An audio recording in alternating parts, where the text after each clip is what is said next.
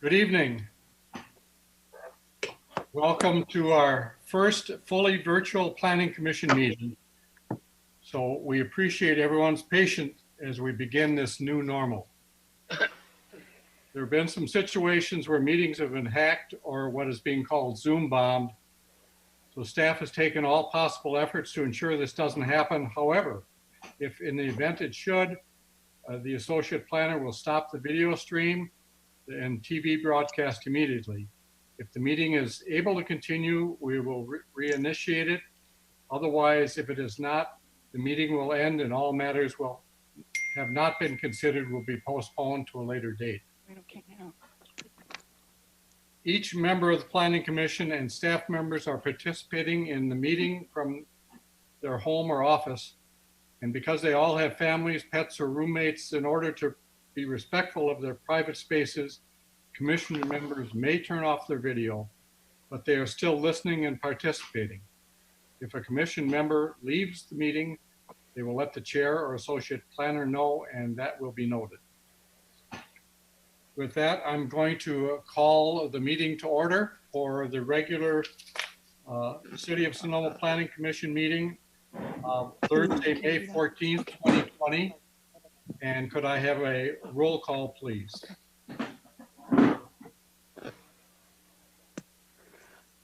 Did you call for the Pledge of Allegiance? No, I'm calling for roll call first. Great. Chair Felder, Here. Commissioner Barbos, Here. Commissioner Kelso Barnett, Commissioner Larry Barnett, Here. Commissioner Bohar,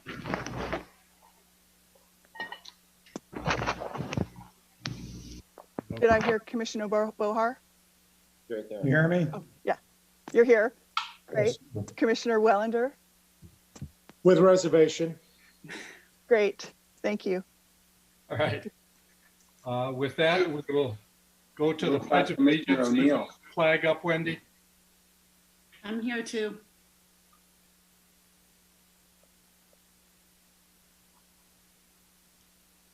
Wendy, your mic's off. And would you please join me in the pledge? I pledge allegiance to Allegiance the to the flag flag Flag of the of United United States of America and to the republic for which it stands, one nation, under God, indivisible, with liberty and justice for all. Thank you. Couple of items here. First of all, no new items will be heard by the Planning Commission after 10 p.m. unless the Commission by majority vote specifically decides to continue reviewing items. Any decision reached by the Planning Commission may be appealed to the City Council. Appeals must be filed with City Clerk within 15 calendar days following the Planning Commission's decision. And I'm going to go through a little discussion of how we're going to handle public comment tonight. First of all, the City of Sonoma is offering the ability to view and participate in Planning Commission meetings via video meetings and telephonic conferencing with Zoom video conferencing. Instructions for participating are found on the agenda under the public participation instructions. To summarize, if you would wish to speak, you click on the raise hand feature in the webinar controls, which notifies city staff that you have raised your hand and you would like to speak. City staff will then unmute your microphone when it's your turn to provide public comment. And I will also be watching that, and I'll try to call attention to the city staff when I wish to have you speak. A prompt will appear to confirm you would like to be unmuted. Once you accept the prompt, you will have 3 minutes to provide public comment. And once your public comment is ended, you will be muted again. You can also reach this meeting using a regular phone. And that instruction is available on the website. Finally, public comment will be accepted by email using the address publiccomment@sonomacity.org. Public comment can be submitted at any time. However, in order to be read into the record during the meeting, it must be submitted after the chair calls the meeting to order. and prior to the close of comment period for the pertinent item. It will then be read into the record with a maximum allowance of 3 minutes per individual comment, subject to my discretion. Please include the item number that's being referenced in the subject line. Only one email per item may be submitted by each member of the public. Okay, so moving right along, we are now going to go into item 3, which is public comment process for virtual meetings. And this is open now for public comment on items not appearing on tonight's agenda.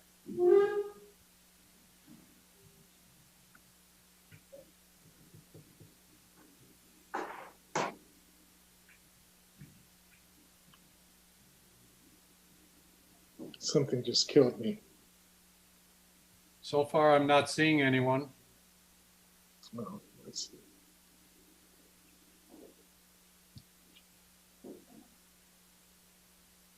Chair Felder, we'll need to leave this open for an awkward 3 minutes. All right.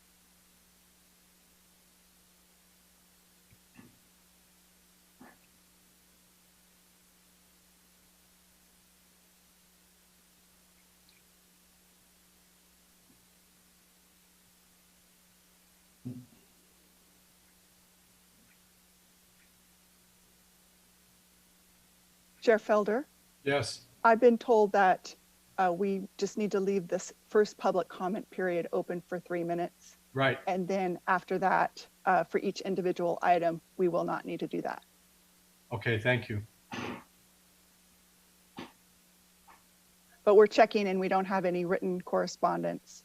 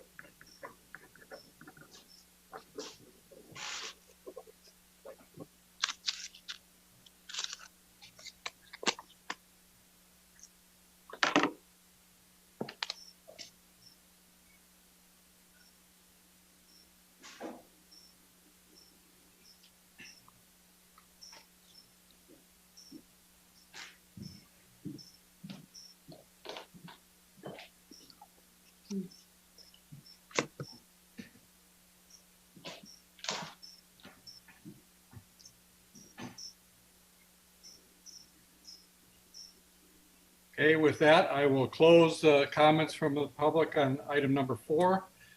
We move on to the next agenda item, which is review and acceptance of the agendas. Anybody have any changes to make to the agenda? No. Seeing none. I'll close that item. Late correspondence. Do we have any late correspondence?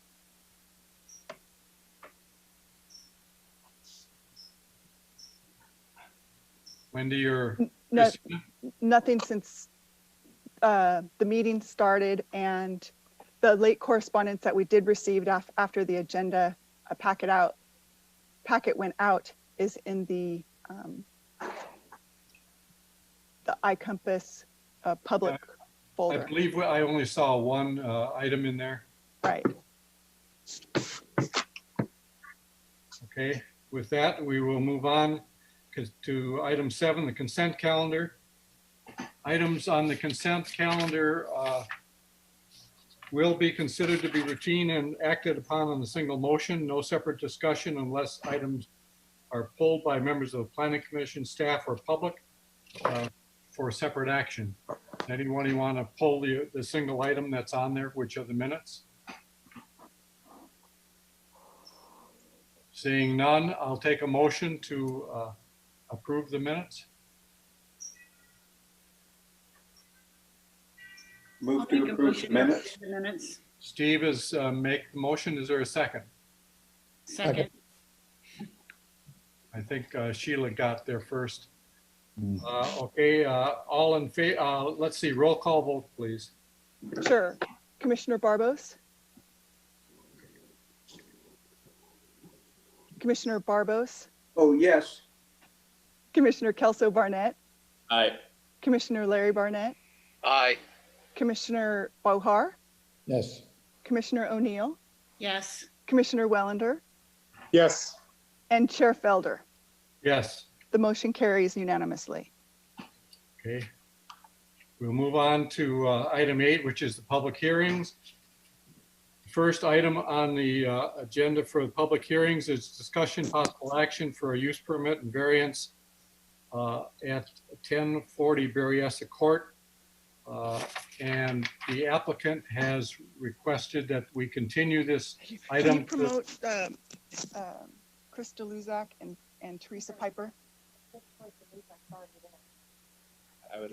The applicant has requested we continue this item to the meeting of June 11th.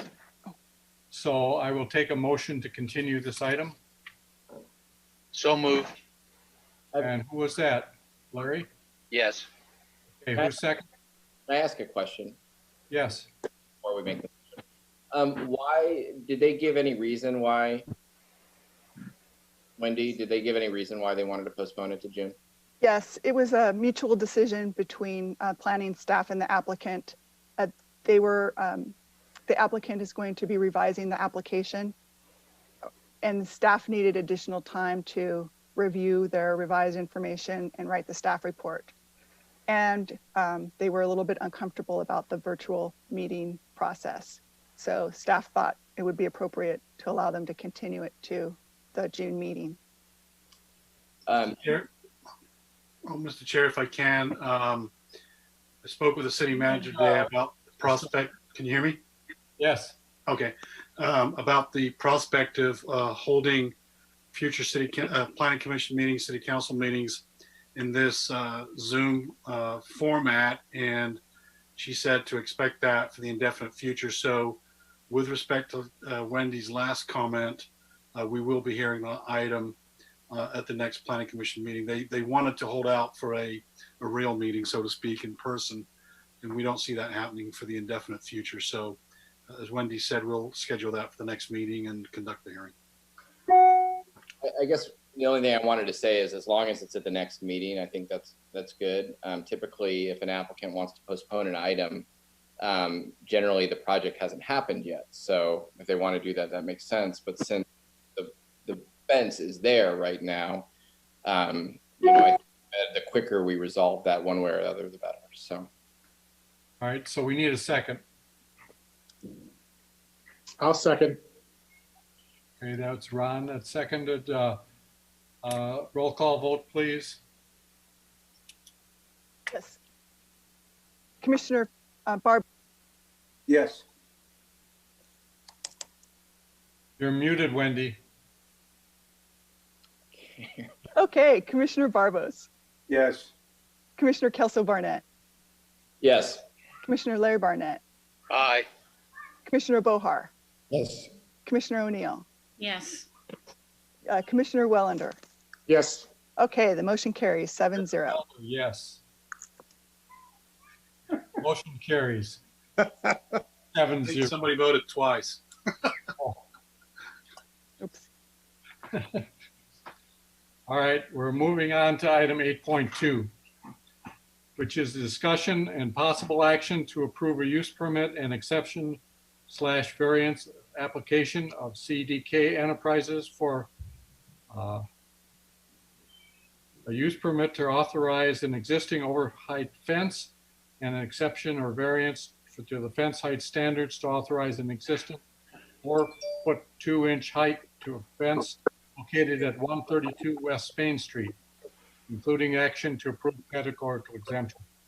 With that, I will turn it over to Wendy Atkins for a staff report. Okay, just one moment. Let me pull that up.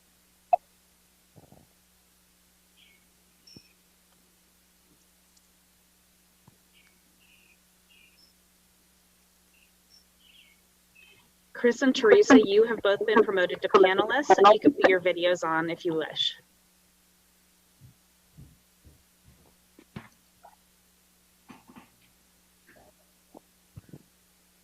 Just one moment. Do I unmute now or?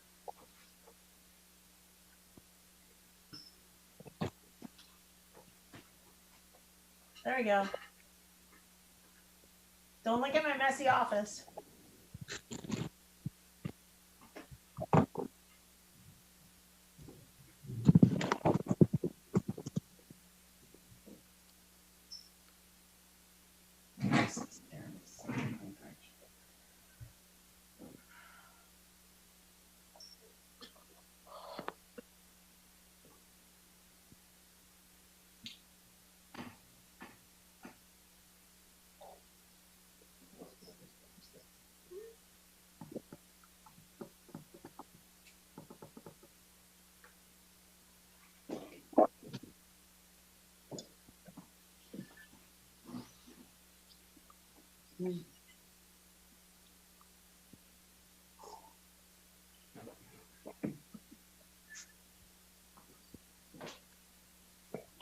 Thank you, Chair Felder and Planning Commissioners. This is for a use permit and an exception variance application of Stephen Creek LLC and CDK Enterprises for a use permit to authorize an overheight fence and an exception variance to the fence height standards to authorize an existing 4-inch 2 inches of height for a fence at 132 West Spain Street.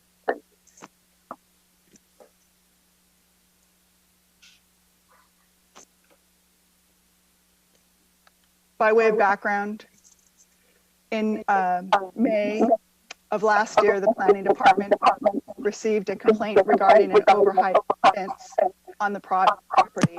It was forwarded to the code enforcement officer, and as a result, the code enforcement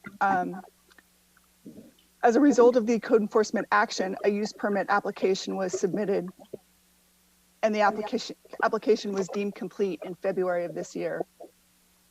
The property consists of an internal lot with a front yard area located along West Spain Street.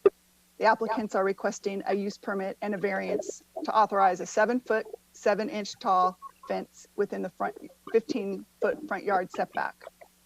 The fence consists of 6 feet, 3 inches of solid material and 1 foot, 4 inches of open lattice. This is what the fence looks like from the existing or the subject property, and then the picture with the flag is how it looks from the adjoining property. Just one moment.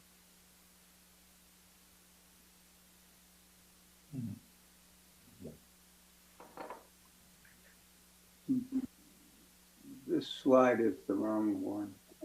That's for Berryessa. Mm-hmm. Hear me, Christina? Yeah, I don't think that's our Can you hear me, Christina? perspective. You can hear me? Okay, great. So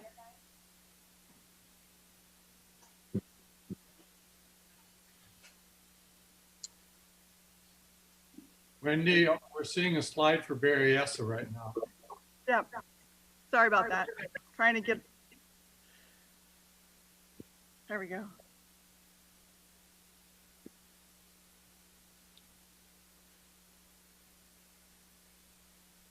The site plan of this particular property is shown here on this slide.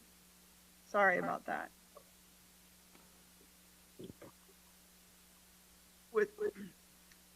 There were a number of general plan inconsistency issues with this property. With regard to the development code requirements, a 15-foot front yard setback is required. And within this setback, fence heights are limited to 3.5 feet in height.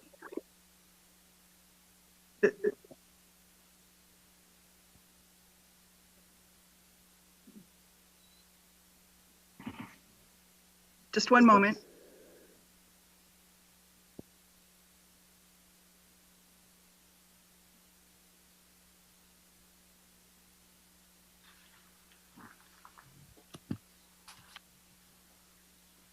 Wendy, we can't hear you. I'm sorry about the echo that we're having. That's okay. Couldn't hear your voice though. The city's engineer's recommendation included a challenge that the fence obstructs the view of drivers on the driveway such that they cannot see pedestrians approaching on the sidewalk. And so she's suggesting a minimum fence height of 3.5 feet from a distance 6 feet from the back of sidewalk. With regard to the fence height standards, the Planning Commission may consider an exception for a fence height up to 30% of the relief being sought. In this case, a maximum height of fence would be 4.5 feet.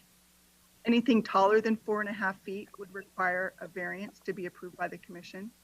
And staff's recommending approve the exception to the fence height standards while incorporating the city engineer's recommendation. With regard to project issues, there were some traffic line, safety line issues, and provided the Planning Commission approves the use permit and the exception applications, the applicants shall reduce the height of the fence to 3.5 feet for a distance of 6 feet from the back of the sidewalk, and then from 6 feet, 15 feet from back of sidewalk, the fence shall not exceed 7 feet of solid material with an additional 1 foot of lattice.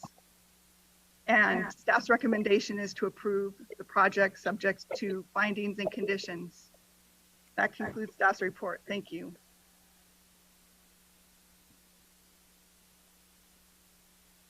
Questions of staff? Wendy, I have a question. This is Steve Barbos. Hi. Hi. I'm not able to read the staff report and look at this Zoom thing at the same time, so I'm just going from my memory. I thought that originally there was a recommendation by staff that the fence be reduced to 4.5 feet between 6 feet and 15 feet back. Yes, But that's correct. It seems now that we're considering letting it stay at its existing height once you get back 6 feet. Is that correct? No, what I'm recommending is a height of 3.5 feet from back of sidewalk, 6 feet back. Then from 6 feet to 15 feet back from the sidewalk, a height of 4.5 feet. Okay, that wasn't what I understood when I looked at the slide a minute ago. But so my question is this: if it would require a variance to do more than that, in other words, to let them, and once you come back 6 feet to leave the existing fence the way it is, that would require a variance, would it not? That's correct. And what findings would we have to make to allow that? And the reason I'm asking this is because I'm very sensitive to the fact that the Roche tasting room is immediately behind this fence, and I, for one, would not want that in my front yard. Yeah. I've put the variance findings on the screen. I'm hoping you can all see them. Wendy, it's occluded on the right by the members panels, the video. Can you move it to the left at all so it's not occluded by the picture?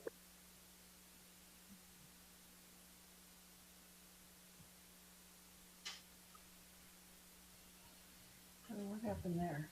Are you done, Steve? Well, I am. I'm looking at this, and my comment is, I think that having the Roche tasting room immediately adjacent to this fence is extremely important, and I would say that granting the variance is necessary for the preservation and enjoyment of what would normally be a substantial property right to use your front yard without having that much activity adjacent to it. So I would like us to consider that. Mr. Chair? Yes, go ahead, Larry. Okay, I thought that we were just in the question portion here, Yeah. so. We are, I'm sorry. I've got a number of questions. First of all, does the construction of a fence require getting a permit, construction or other kind of permit from the city of Sonoma, Wendy? No, No. Okay, and so the absence of following the code on this then basically falls to the responsibility of the contractor or the applicant or the homeowner or whoever it is that owns that property. Am I right? I'm not following the first part of your question. Well, okay. If there's the rules that the city has in place for fence heights are all, available, published, and can be readily made available. And I'm assuming every legitimate fence installer in the city of Sonoma is familiar with the rules. Is that a legitimate assumption on my part? I wish it was. Okay. Well, clearly it's not consistent. The other question I've got has to do with the Roche property. Was the design and layout for the use of that property subject to any review on the part of the city, or did they install that wine bar where they wanted to put it without any permitting? That's my understanding, yes. Okay. Those are my only questions. Thank you. Okay, Sheila, you have questions? Yeah, my questions were similar. I was trying to understand, there's already a visual impurity with that wine pouring station on the Roche property.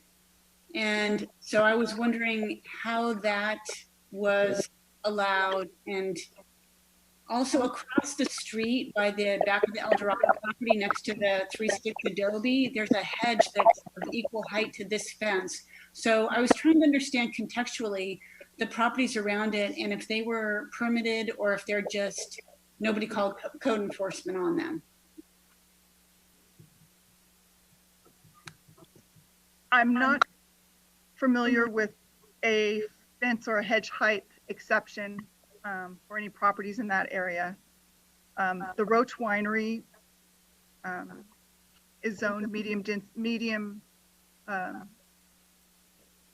RM, as well as this property. And back before 2004, it was zoned R4, which allowed limited commercial activity on the property. And it's my understanding that before Roche went into that tasting room, there was another commercial business there on the property. And when Roche went in, they were allowed to go in without a wine tasting use permit because it was before we had those regulations. So wine tasting rooms were allowed by right.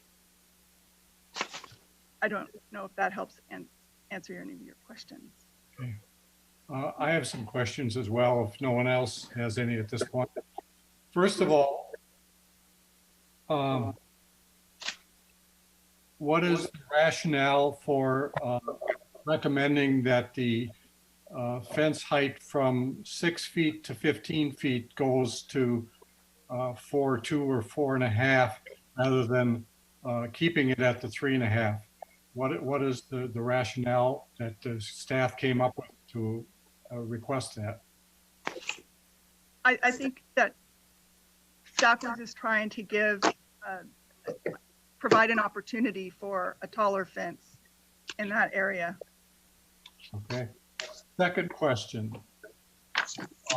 Since the city engineer cited a safety problem, I believe that the development code has an additional restriction when traffic safety site areas are involved. And it reads that it can be 30 inches if solid.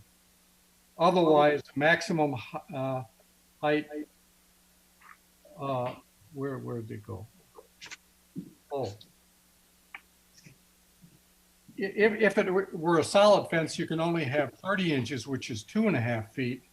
Otherwise, if the maximum height is normally allowed, if you have, if you can see through it. So in other words, I think that if there's really a safety issue there, we're not talking about 3.5 feet, we're talking about 2.5 feet. Next question. I'll give you all of them. For the remainder of the fence, whether it be from 6 foot back or all the way from 15 foot to the back of the property, it has a lattice on the upper portion of the fence, and the lattice is supposed to allow 40% open interior. Has the staff done any calculations to see if that's satisfying? No, we have not. And it would be the applicant's responsibility to demonstrate compliance with that code section. Just looking at the fence, I don't believe it satisfies it. And finally, I'm going to make sort of a question / comment, but it seems to me that 2 wrongs don't make a right. And if we're trying to build a solid wall there because of a problem on the adjoining property, it seems to me we ought to enforce the proper wall height and go to the next door neighbor if that's out of code and require them to change, rather than just building a wall to hide what is apparently a violation.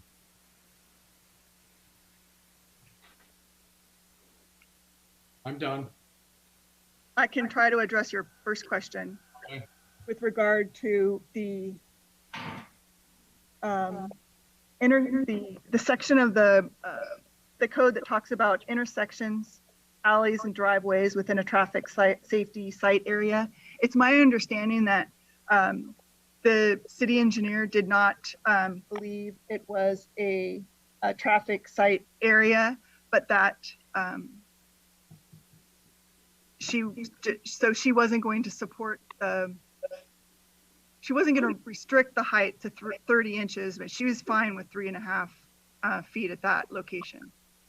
I didn't really address your question. Pedestrians don't have the same rights as traffic.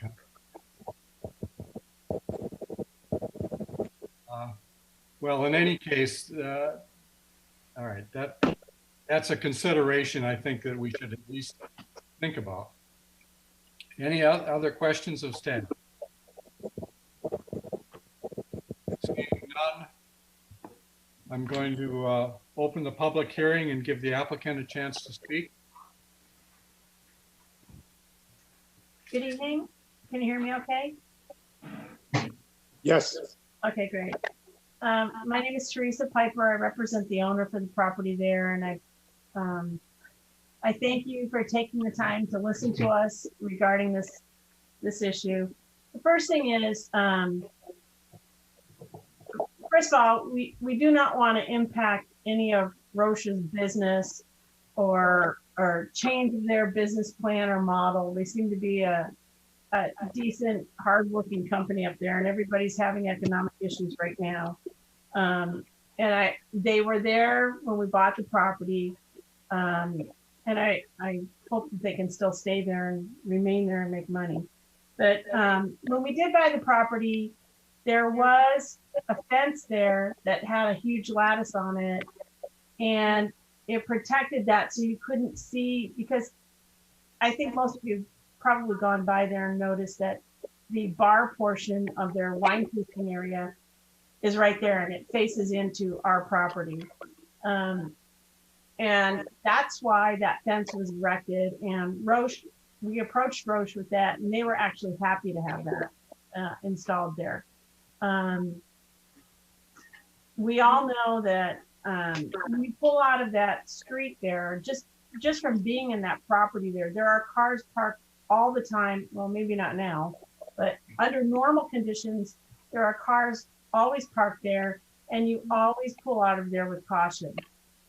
Typically, when we're pulling out of there, we have somebody, step on the street and stop the traffic, just because it's a precarious little situation. And so there is a lot of caution that is used when we're driving in and out of there.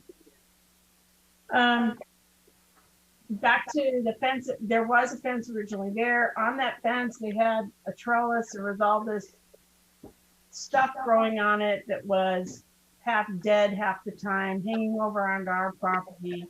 I have to say the fence that was installed is a huge upgrade to what was there before. I don't know if any of you remember what was there before, but it is a very big upgrade to what was there.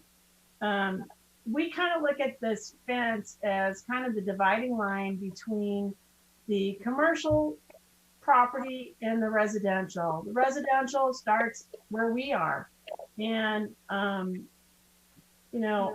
we don't want to stop any of Roche's business, but we do want to have some privacy there. We'd like to sit out on the front porch.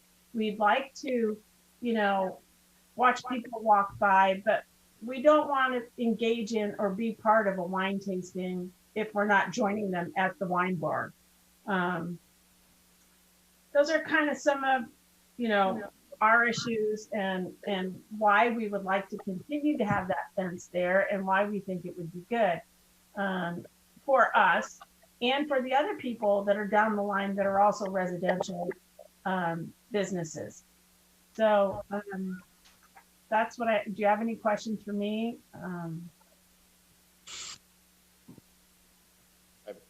If you're finished, or any commissioners have questions of the applicant? Go ahead, Kelsel. Thank you. I'm just curious, in terms of the future plans for the property, it's a significantly big lot. Do you have plans to redevelop the property? And I'm just curious about, and with the fence issue, with any future development plans. Right.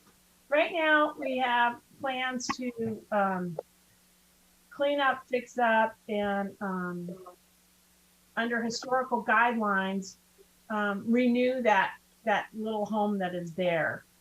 That's all that our plans are at this particular time. It is a deep lot. It's also a very narrow lot. I know it was, it's zoned that you could have multiple projects on it, but we haven't gone that far. We're not there, so I cannot honestly answer that question. The plans right now are just to renew and revitalize that home under the historical guidelines. Okay, thank you. Mm-hmm. Sheila, did you have questions? Ohar has a question. Okay, go ahead, Jim. I have no question. This is a question for Ms. Piper. I can't see you, but I think you're there. Oh, you can't? Sorry. No, I only see 4 people on my screen. That's okay. It's not a problem. Continuing on with Kelso Barnett's comments just a moment ago, as I understand it, it's about 16,500 feet, goes all the way back to that wall by the apartments. Is that accurate? That is accurate. That's a valuable piece of property. I would assume that at some point you're going to want to develop that or do something with it. Assuming that you are going to develop it, does that have any bearing on your application for the fence in some way, in your opinion? No. That's way down the line if something like that should happen. Okay. The fence is literally installed because of commercial versus residential and the fact that there is a wine bar right there. And, honestly, we don't mind that there's a wine bar there, but we just don't want to be in the wine bar. You know what I mean? We can go there when we want, but we don't want to be in it when we don't want.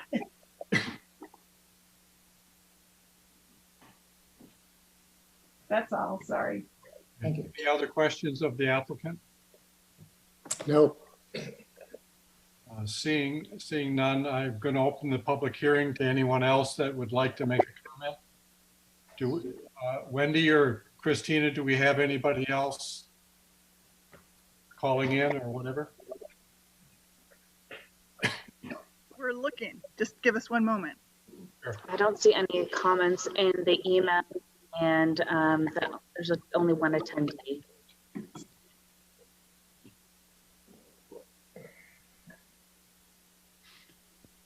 So no, we have no comments. Okay, I will, excuse me, close the public hearing then and bring it back to the commission for further discussion and possible action. Mr. Chair. Yes, go ahead, Larry. Okay, let me say that, first of all, I lived on that block for 13 years when my wife and I owned what was then called the Thistledew Inn, and now it's an Inn to Remember or something. And I watched with some dismay as a awkward and, in my mind at the time, improper transition of medium density residential zoning slowly morphed into commercial uses. The property across the street from the subject property, the Three Sticks Winery, was owned by Mrs. Gregory Jones, one of the historic adobes in town. She lived there while we lived just down the street from her. And I was honestly very dismayed when that property was turned into a commercial wine tasting room, which, you know, had slipped in under the provision that it was by appointment, and which was as far as I'm concerned, a device and some of these wine tasting facilities have used to get around the kind of customary issues that come up with commercial uses. The building in question where the Roche Winery is was in fact a retail store for a while. When we moved to Sonoma in 1990, it was a residence. And at a certain point in time, there was an application for it to be used as a retail store, which was that request was granted. And yet it was never zoned commercial. And the reality is despite the current facts on the ground, that property is still not zoned commercial. And so we've created kind of a de facto commercial zone that has spread progressively down that block of West Spain Street over the last 30 years.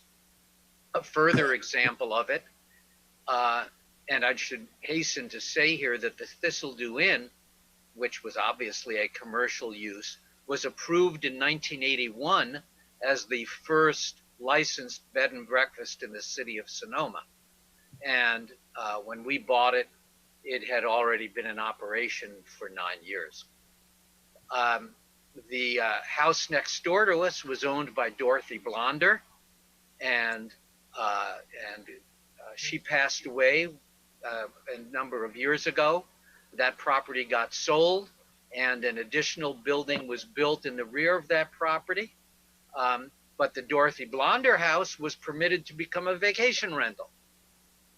The Salt home style structure across the street, the 2-story structure, which is on the other side of the driveway to the condo development, was essentially a combination residence with offices upstairs.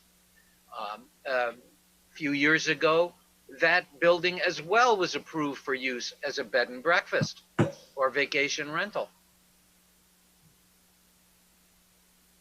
Can't hear you. You're muted, Larry. Now, okay.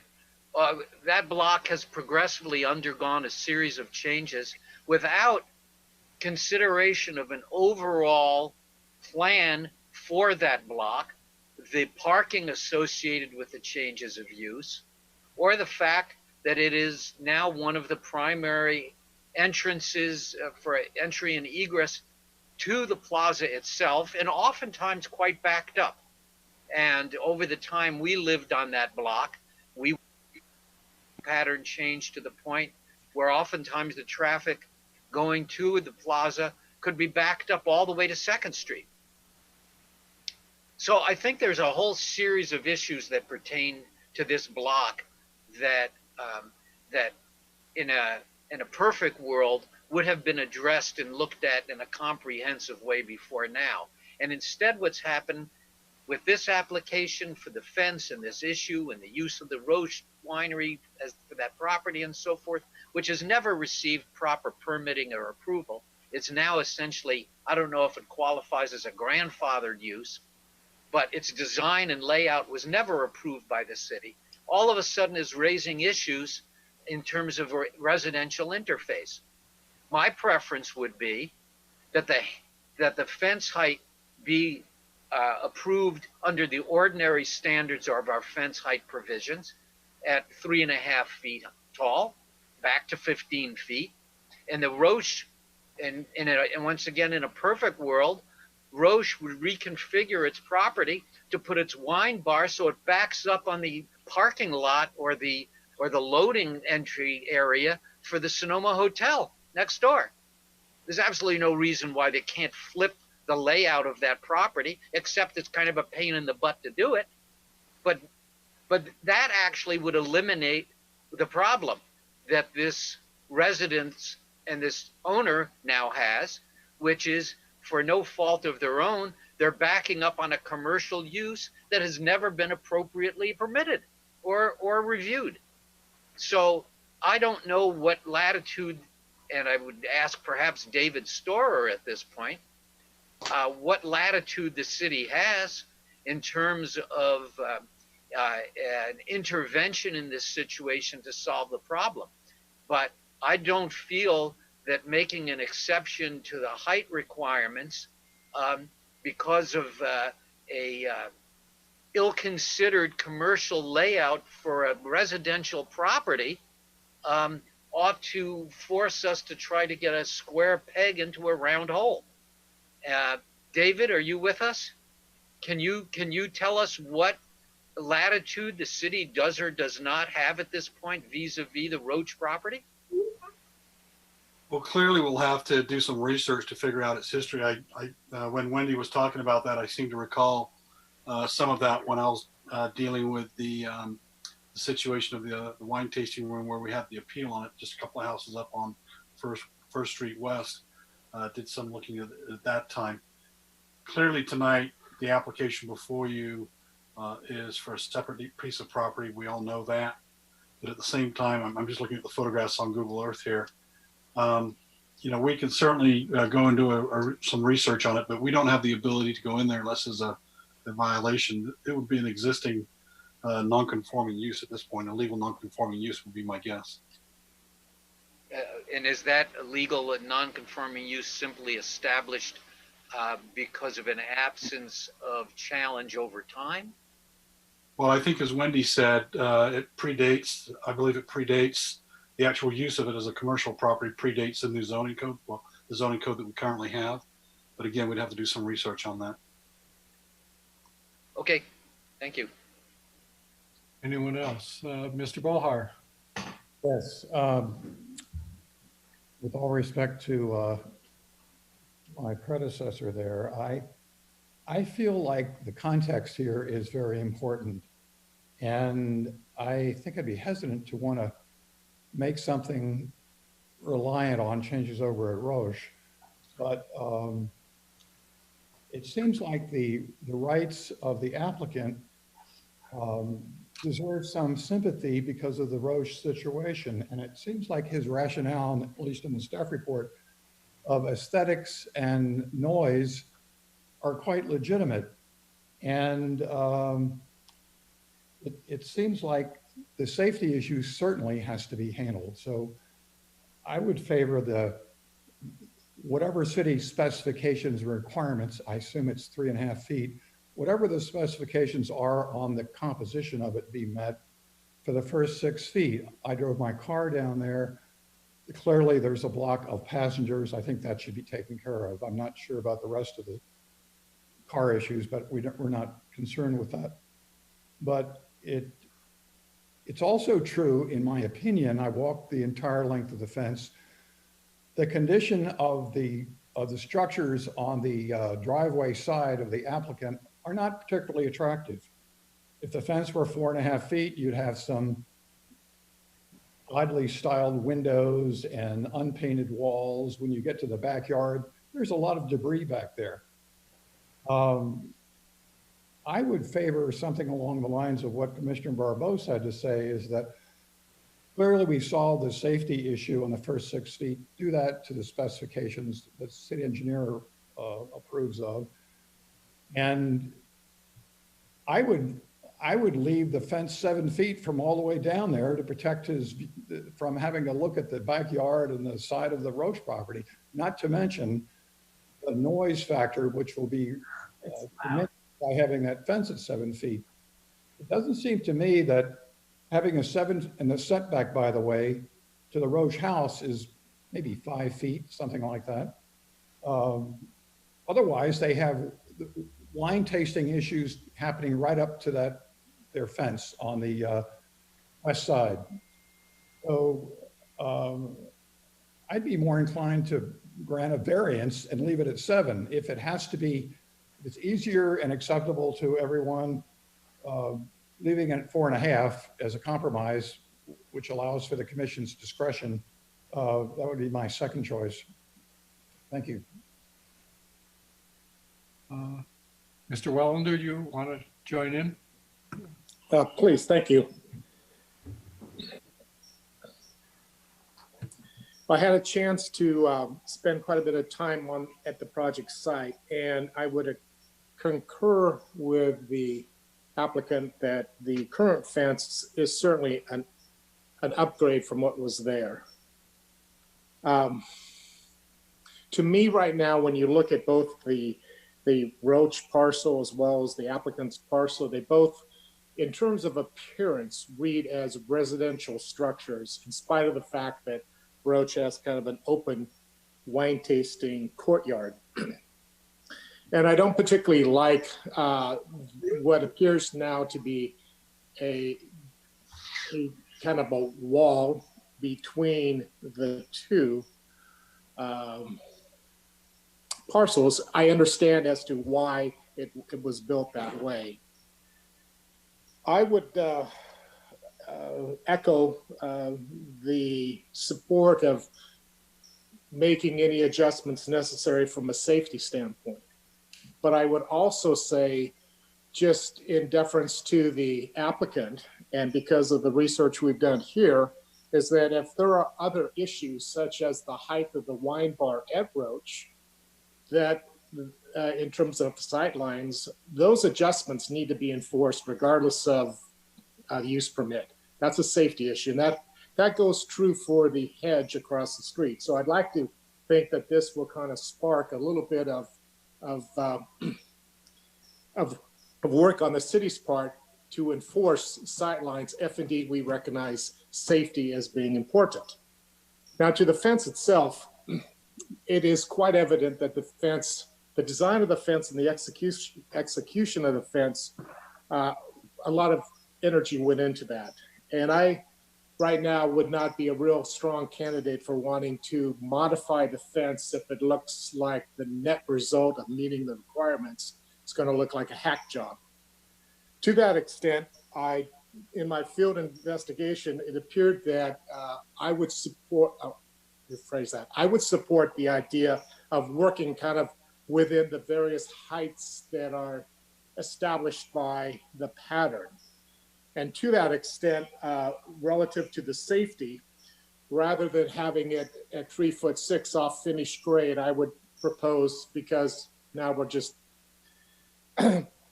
splitting hairs, I would support the idea of the first X number of feet be at 3 foot, which is a logical break between two horizontal boards, rather than having a pattern that all of a sudden ends up with an odd height board.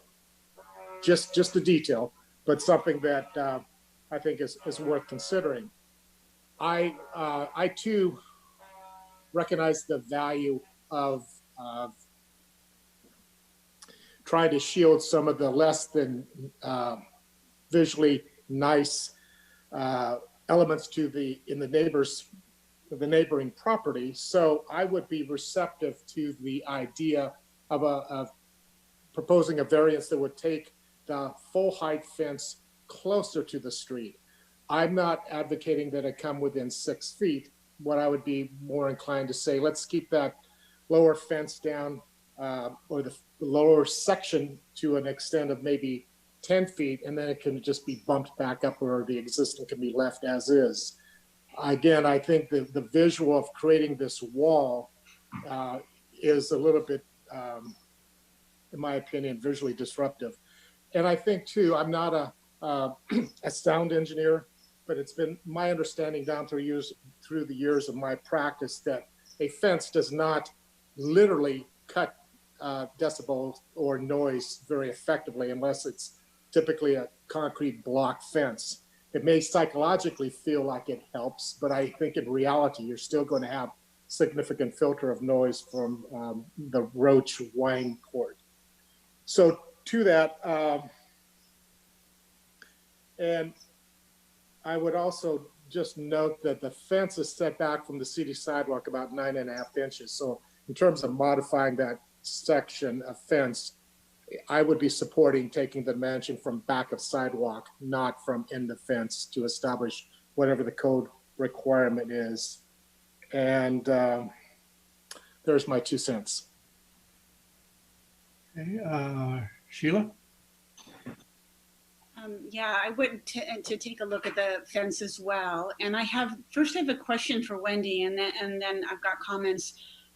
What is the distance from the beginning of the fence at the sidewalk back to the first other structure? Like, is it the Roche house or the house at 132 West Spain? What is the distance from there? Because it's 6 feet is not the distance. Is it 15? Do you know what that distance is? I'm sorry, I'm not understanding your question. What is the length of the driveway along the fence from the beginning of where the fence starts to where the structure of the Roche house is? Oh, I see. I don't know. Are you talking about the front setback there, Sheila, that's in green? I think there's a site plan there, Wendy. I can't read it. It's too small. Yeah, I can't either. Is that the area that you're talking about, the one that's in green on the site plan? Well, I don't have the site plan in front of me now, but it's definitely. Isn't the front yard setback on that property 15 feet?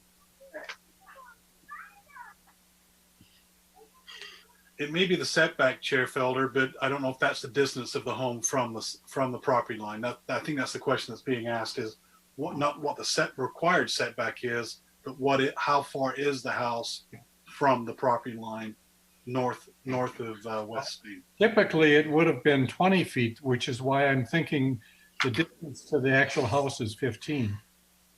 I think it's about 14 feet, maybe 15 feet. It's not that far set back. That seems reasonable. From the sidewalk, sorry.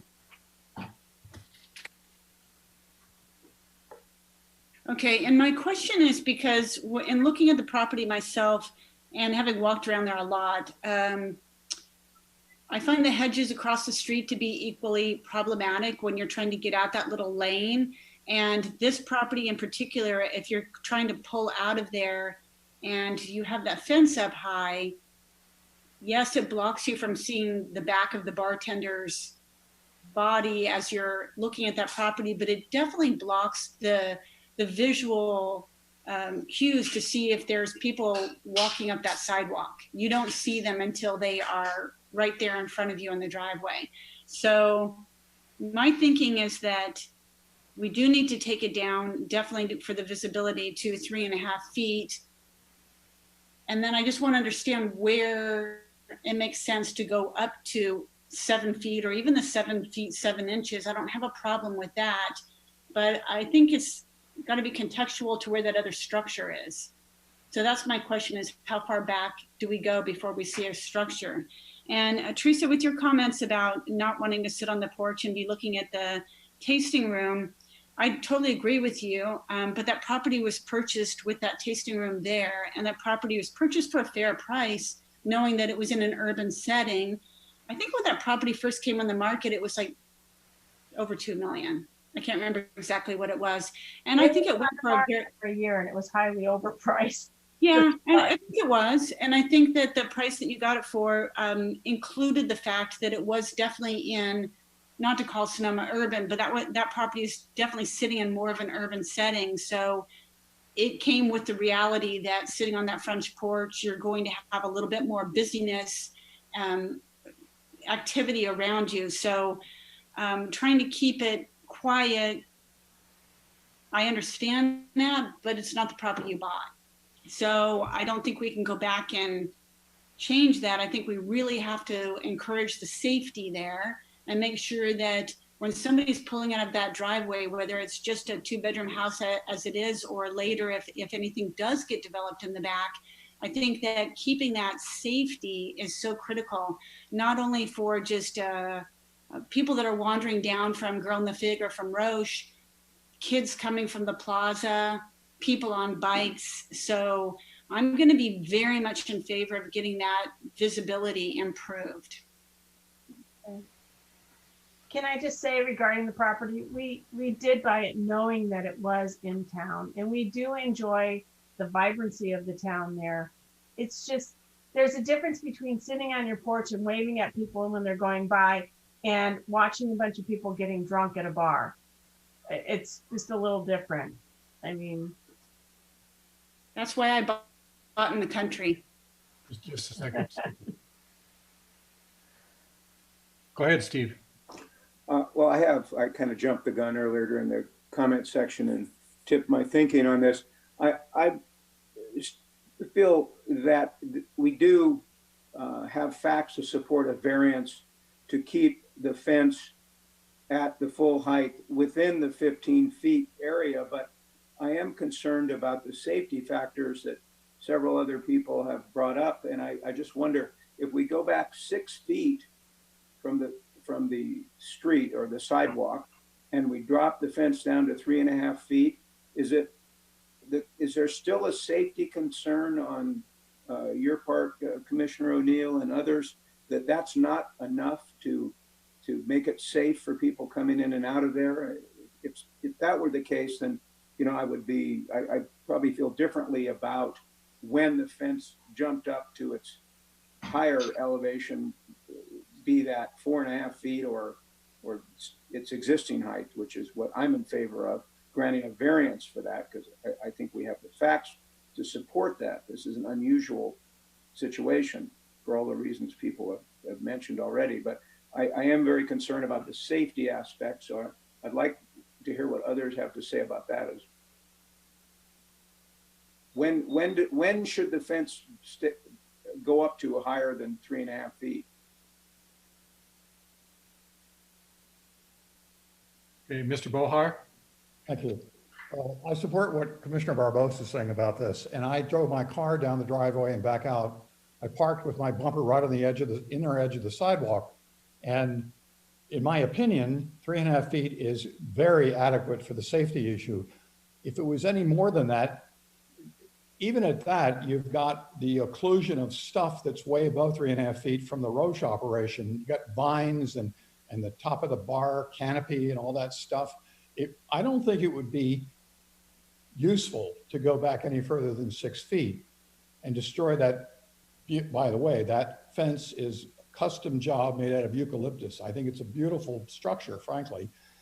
But secondly, if I understand it, Mrs. Ferguson, the city engineer, commented that in her opinion, the minimum safety issue would be 3.5 feet from the edge of the sidewalk to 6 feet. And I think that is quite adequate, perhaps subject to her reiterating that, but I don't know if it's really necessary. Thank you. Council? Yes. I agree with the comments of most of my fellow commissioners. I think safety is important here, and I'm sort of looking at this property as probably, I mean, I don't know what's going to happen, but probably a future development opportunity. And so if there are going to be more people possibly living in the back of this property going in and out, I think obviously safety is going to be important. And so I would support the recommendations of the city engineer. I would also point out that as the applicant noted, this is a historic property, and I believe our code, even if it is in a residential district, allows historic properties to be adaptively reused into commercial uses, whether it's a B&B or a tasting room or whatever. And I mean, there are a few different commercial uses that are listed there in the code. And so just because it's a difference right now between commercial and residential doesn't mean it always will be. And so because of that, I tend to lean toward following the code, following the city engineer's recommendations, following the staff's recommendations. I believe we can make the findings for the exception to the use permit, as Wendy discussed. But ultimately, I think because we don't know what is going to happen here in the future, I think we should just follow the code and be open-minded and make the exception. But I think the code needs to sort of guide us here. Let me be clear, Kelso, if I may. Yeah. Are you saying that 3.5 foot height back 6 feet, and then the exception would only allow it to go to 4.5 feet? Is that what you're saying, till 15? To 15, which is the staff recommendation, correct? That's the recommendation. There's been some other opinions here that they wanted to just go to the 4. I heard them. So when I said I support the comments of some of my, I should have said some. But you're supporting the staff recommendation and only the exception. Correct. Okay. Chair? Mr. Barnett. Thank you. I guess I'm fundamentally out of sync with my fellow commissioners on this one. And let me give you my reasons. I think that that the aesthetic issues are, I mean, insofar as the appearance of the fence, it's a lovely fence.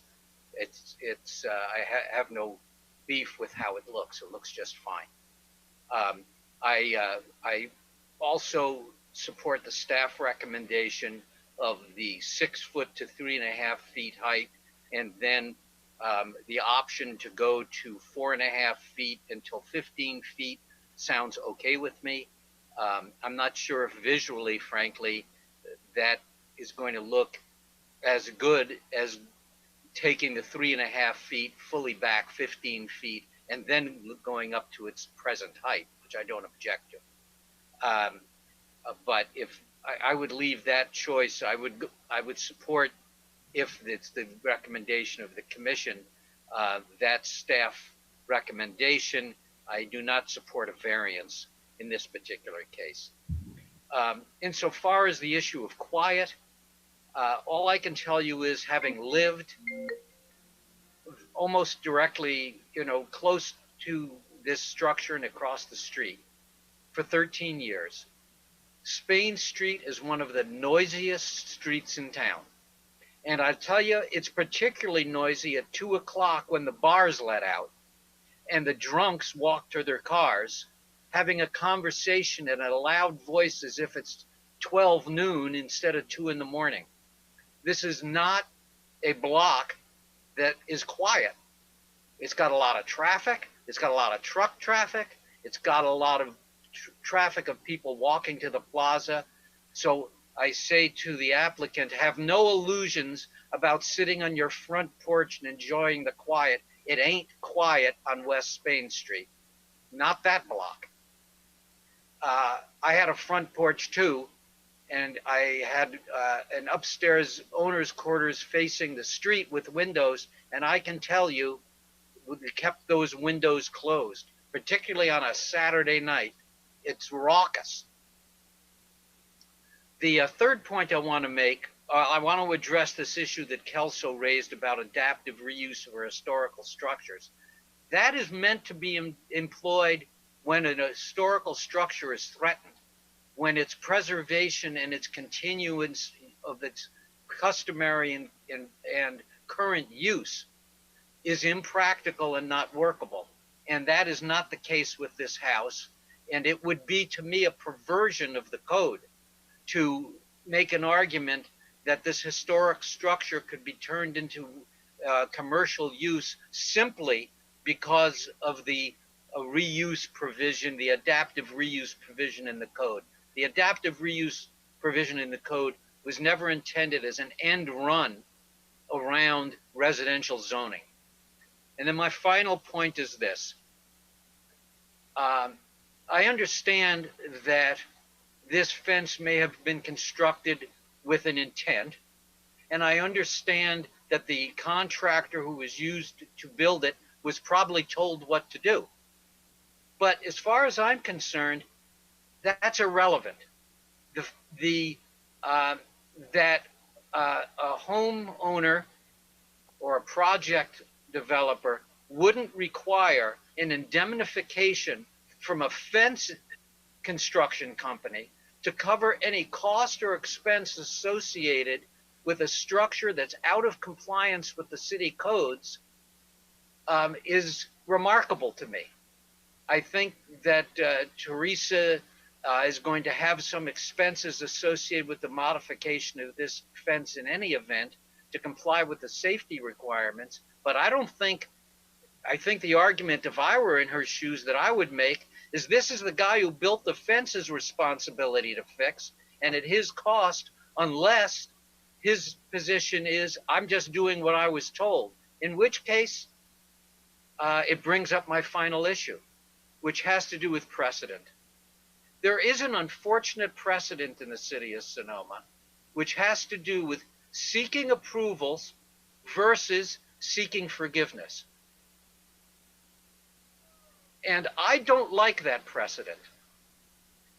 As a homeowner, as a past business owner, before I undertook to do something to my liking, I spent time and money to make sure what the rules were and what the codes were. And if I had to go to the city and ask for permission to do something, that's what I did. Now, at one point while we owned the inn, we wanted to put a second story on the rear house on that property. I didn't just go ahead and do it. I went through the process to see if I could secure the approvals. And it turned out that getting those approvals was going to be difficult. And so we decided not to do it, and we came up with a different plan. I think this trend that I see happening of people going ahead in their honest ignorance or enthusiasm to do things without fully investigating the rules and then coming back later to ask for forgiveness is a lousy precedent. And I just want to go on record as saying that I believe that this commission is making a mistake by essentially legitimizing this precedent. I think the rules are there and they're supposed to be followed, and due diligence requires people who want to do things right. Otherwise, the message we're sending to the community is forget about the rules, we'll forgive you. It's okay, we understand there's special conditions, you didn't know, it's a unique situation, blah, blah, blah. It undermines the rule of law, and I don't like it. So my position is, for safety, this thing has to come down to an appropriate height. My preference would be it goes back to 15 feet as the rules require. And we'll see what the motion is, and we'll proceed accordingly. Thank you. Thank you, Larry. I think everybody's had a chance to speak. I think that Commissioner Larry Barnett is spot on. This is a situation where somebody went ahead and built a fence and didn't pay attention to the rules. And now they're looking for forgiveness and hoping that we will allow them to keep the fence where it is. I haven't seen any overriding issue that says that we shouldn't adhere to the code and go 3.5 feet for the whole 15 feet back to the property, to the the house structure. The owner of the property knew that the tasting room was there. They were aware of the noise. They decided to build a fence that to me is just walling off a property, and it's, quite frankly, it's not the kind of street scene or streetscape that I would like to see as we come in to Spain Street to the plaza. And I don't think that it accomplishes any great deal in terms of a sound barrier.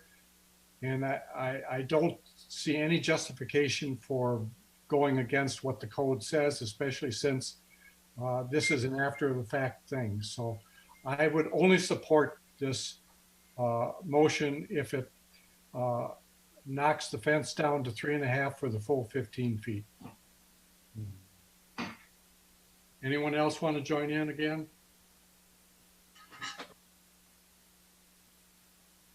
Steve? Well, I have a fundamentally different view of this. The law that Larry talks about us following specifically provides for variances and exceptions when there are unusual circumstances, and I would consider the Roach tasting room in the front yard to be an unusual circumstance.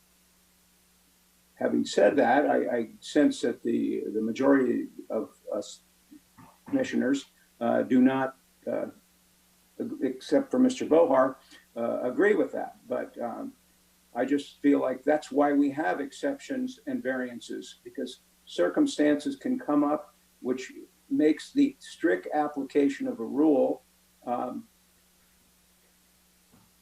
operate in, to achieve something that's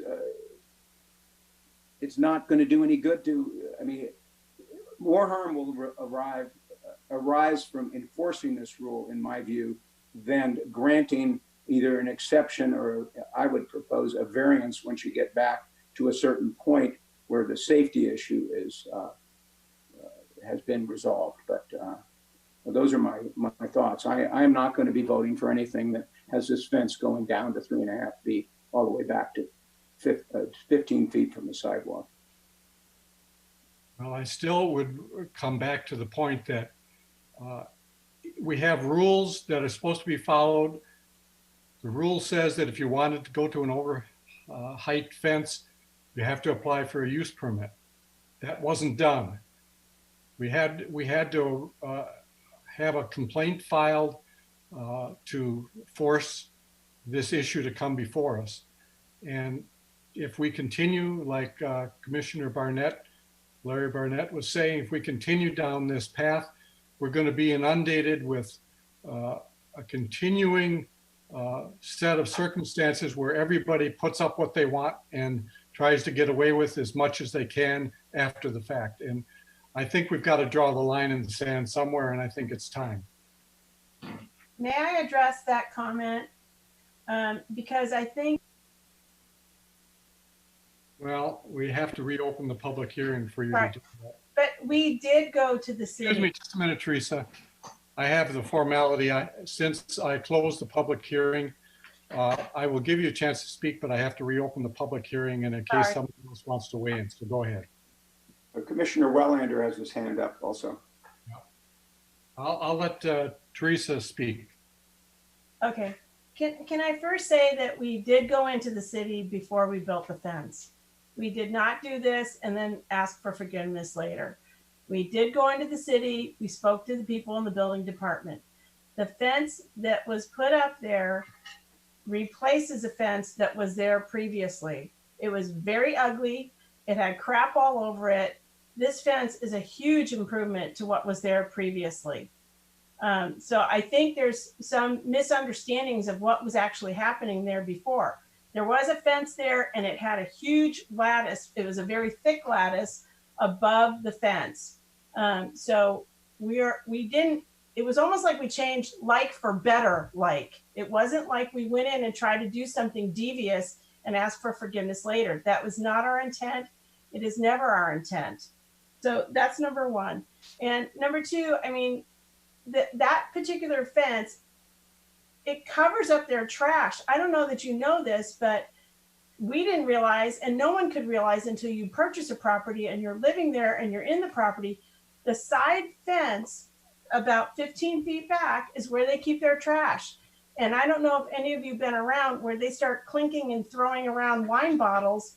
It's constant and it's loud and it's offensive. I mean, it's in a bad situation. Of all things, their trash should move to the other side, because all we're hearing is clink, clink, clink, clink, clink. And then on the days that the trash guy comes, it's even louder. That part is really painful. And that's about 15 feet back. If you look around the fence there, you'll see it.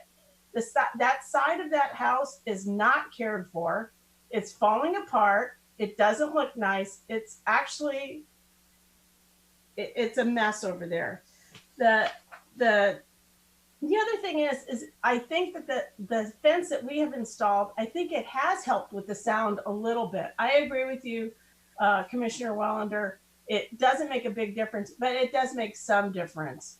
And then as far as the hedge across the street, some of you are addressing to cut down the hedge across the street. The minute you cut that down, now I'm staring at their trash over there.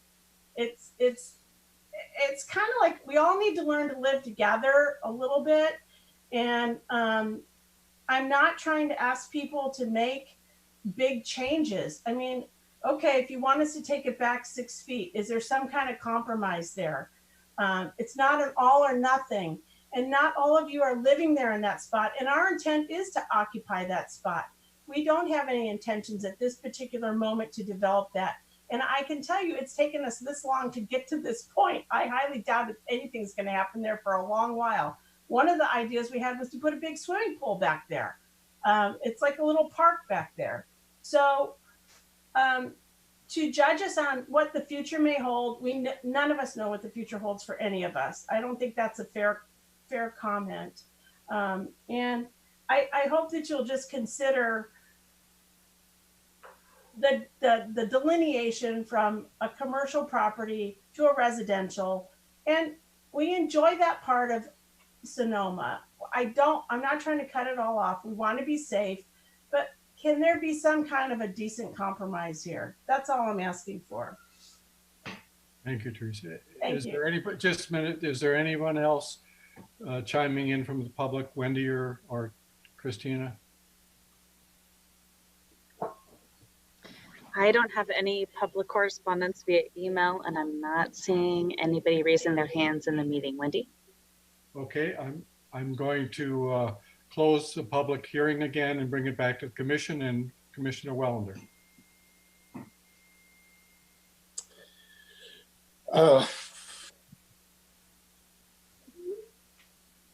I would, again, I did reiterate, I did state concerns about safety, so I am in alignment with my fellow commissioners on that. I personally would like to see the fence lowered, as we've discussed, but I'm going to go back to what I apparently didn't do a very good job of enumerating, or no one supported it, and that is, I could see because of the condition of the neighbor, because of the way that the neighbor's using the space on the west side of the road structure, I have no problem going back X feet, which might be less than 15 feet, and allowing it to then jump up. I believe I previously stated 10 feet back and then jump up to the full height. We have a situation where the adjacent parcel has quite a few non-conforming uses, or again, it didn't go through the review process. And I think if we can achieve a modification to the existing fence so it takes away the visual look of a barrier, of a wall, which is not inviting, and I support my chair's position that as you head east on West Spain Street, you don't want that divider per se. And I will have some comments I'd like to share after we render this decision regarding the desire to enforce what our codes state. So, but again, I'm just going to reiterate, my proposal is it goes back 10 feet, lower it to a height at 3'6" or lower. Again, I think I would be disappointed to see a a hack job on a well-crafted fence.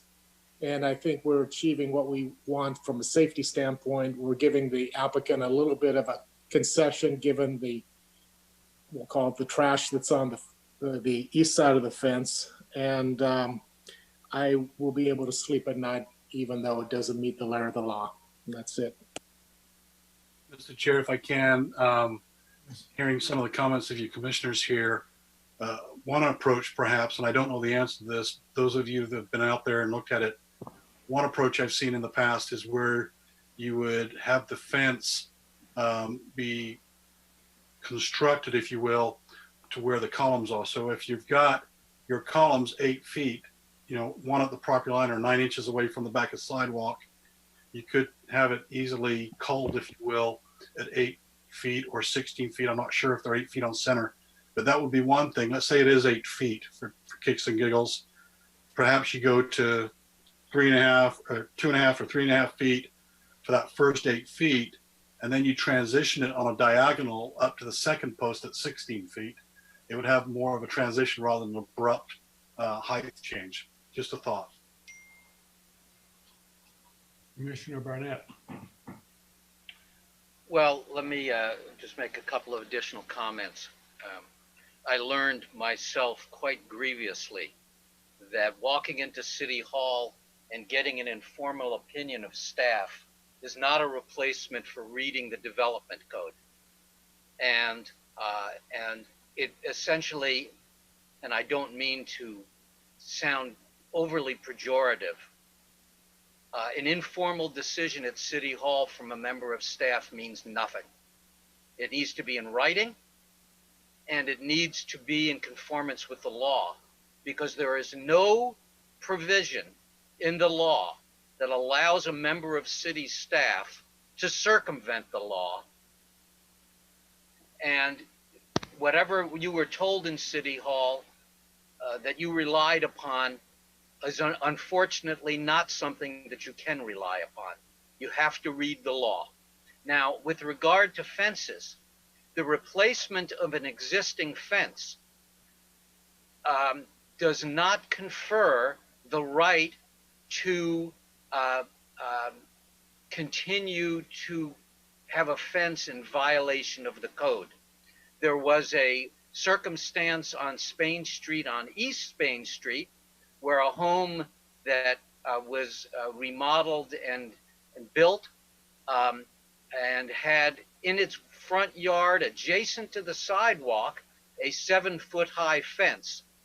The owner that was endeavoring to remodel and repair that house was under the impression that because the fence that had been there was 7 feet tall and adjacent to the sidewalk, they were entitled to replace it just the way it was, with another new fence 7 feet tall adjacent to the sidewalk. But that's not what the law provides. The repair of an existing fence allows more latitude, but the replacement, in other words, the removal of an existing fence, essentially eliminates the previous conditional rights that were associated with a non-conforming fence. And so what happened on East Spain Street is that 7-foot fence was required to be cut down to 3.5 feet for the entire length of the front of the property in order to be in conformance with the law. This is something that happens.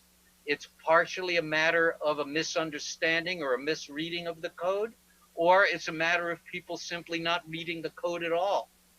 But these things do happen, and we have another fence situation on another matter that's been continued that's quite parallel to this, where a structure has already been built, is existing, and the owners of that property are looking for some latitude that is not in conformance with the rules.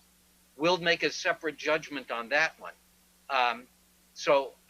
With that, I will let the commission continue in its deliberations. Anyone else? Mr. Bohar. I just want to go back to the context here.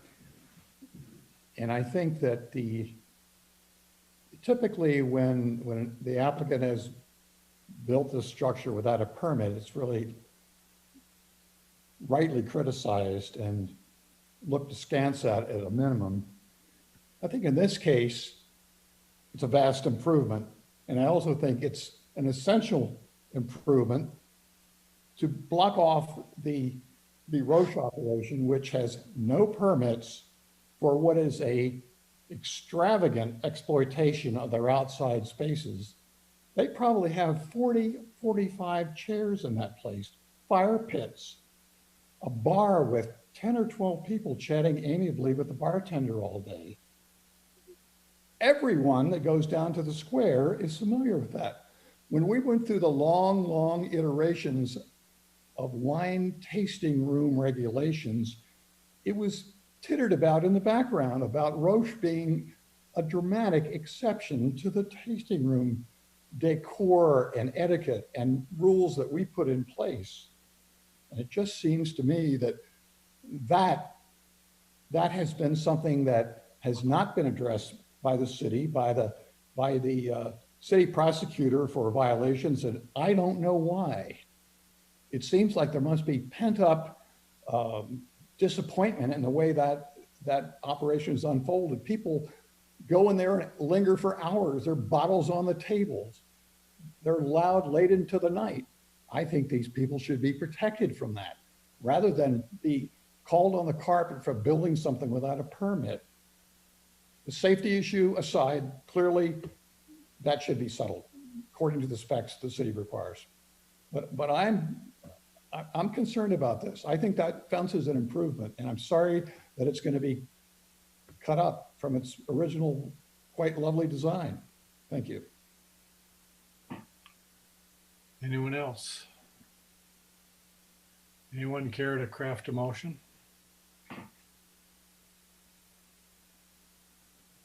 I'd like to make a motion.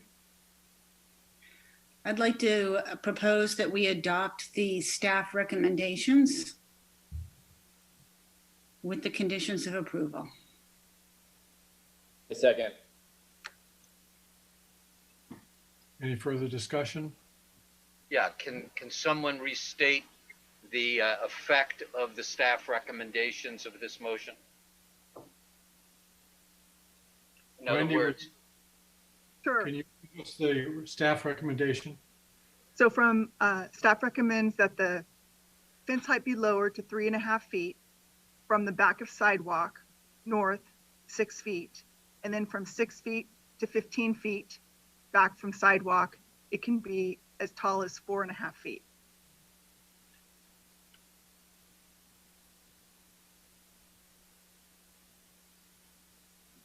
That answer your question, Larry? yes, thank you. Any other discussion? Were you raising your hand, Commissioner Wellender? Oops, yes. I would like to suggest that the staff report make a small tweak, and that is to say no higher than 3'6", back 6 feet, no higher than 4'6", back 15 foot, in an effort to kind of work, again, I'll use the word the third time, rather than hacking the fence to create some sort of compliance. Okay, I'll modify my motion to include Commissioner Wellender's comments. May I ask a question about the change? So Commissioner Wellender, you're changing it from 3.5 feet to what? No, I'm not changing anything in this sense. I just would like to give the applicant some latitude to either be able to, in other words, say that the first 6 feet from back of sidewalk cannot be any higher than 3'6", and that from 6 foot back to 15 foot, it cannot be any higher than 4'6". But rather than stating the heights, give them the flexibility if they want to make it 3 foot, 2.5 or whatever. All I'm advocating is that the style of the fence is such that if the goal is to have it changed so that it meets our request, that they be able to do so within the framework of its existing structure rather than, again, that's their choice. If they want to finesse it to 3'6", 4'6", so be it. I'm just suggesting that there be some latitude. I second that amended motion. Okay, any further discussion? Roll call vote, please. Sure. Commissioner Barbos, No. Commissioner Larry Barnett, No. Commissioner Kelso Barnett, Aye. Commissioner Bohar, No. Commissioner O'Neill, Yes. and Commissioner Wellender, No. and Chair Felder. No. Okay, the motion fails 1, 2, 3, 4, 5-2. Mr. Chair, Yes. I would like to make another motion. All right. I would move that the fence be modified to be no more than 3.5 feet from the rear of the sidewalk to the 15 feet that the code requires.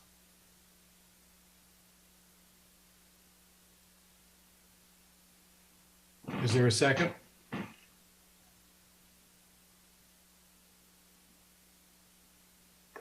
I'll second it. All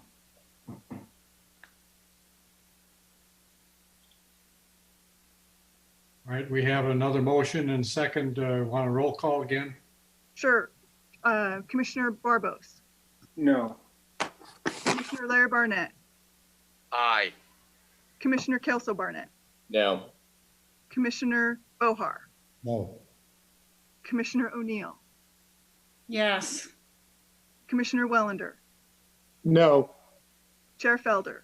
Yes. All right, so the motion fails 1, 2, 3, 4-3.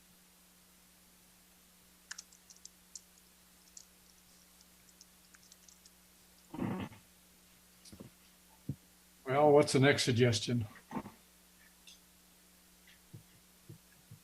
Commissioner Wellender?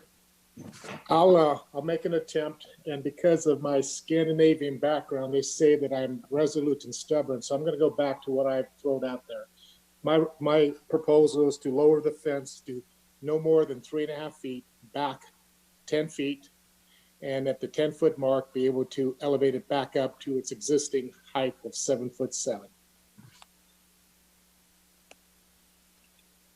Council?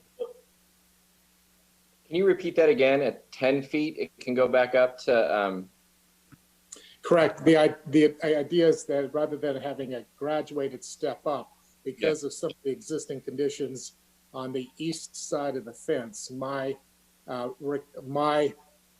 motion is no higher than 3'6", back from back to sidewalk 10 feet. Then it can go. Then it can remain from that point back to the full height of its existing condition. Again, due to the adjacent use. but in that case, we would have to make a variance. I'm all for that if that's the case. And so, okay. Am I correct in that? That would not be an exception? That's correct. And would that be a use permit? Or would that just be a variance to an existing fence? Does that make sense? You're muted. It would be a use permit with a variance, and David, would we need to come back with variance findings at a future meeting? So we couldn't even approve this tonight if we decide to go this route? I'd like to, because it involves a variance and there's specific findings for a variance, I'd like to have to come back with those findings based on the direction of the commission. So yes, we could do it at a later date. We'd like to prepare those. Rather, I think we could at least then, I'm not sure if a straw vote is necessary, but there hasn't been a second. So if there's a second, it's going to die on the vine. But I'm not supportive of putting this decision off for a variance unless there's support for the variance. I'll second the, Okay, so we can vote on the motion then, and then you'd have to bring it back? I think we wouldn't be actually taking action on the motion. We would take a straw poll and come back at the June meeting for a formal motion. Okay. So let's do a straw poll.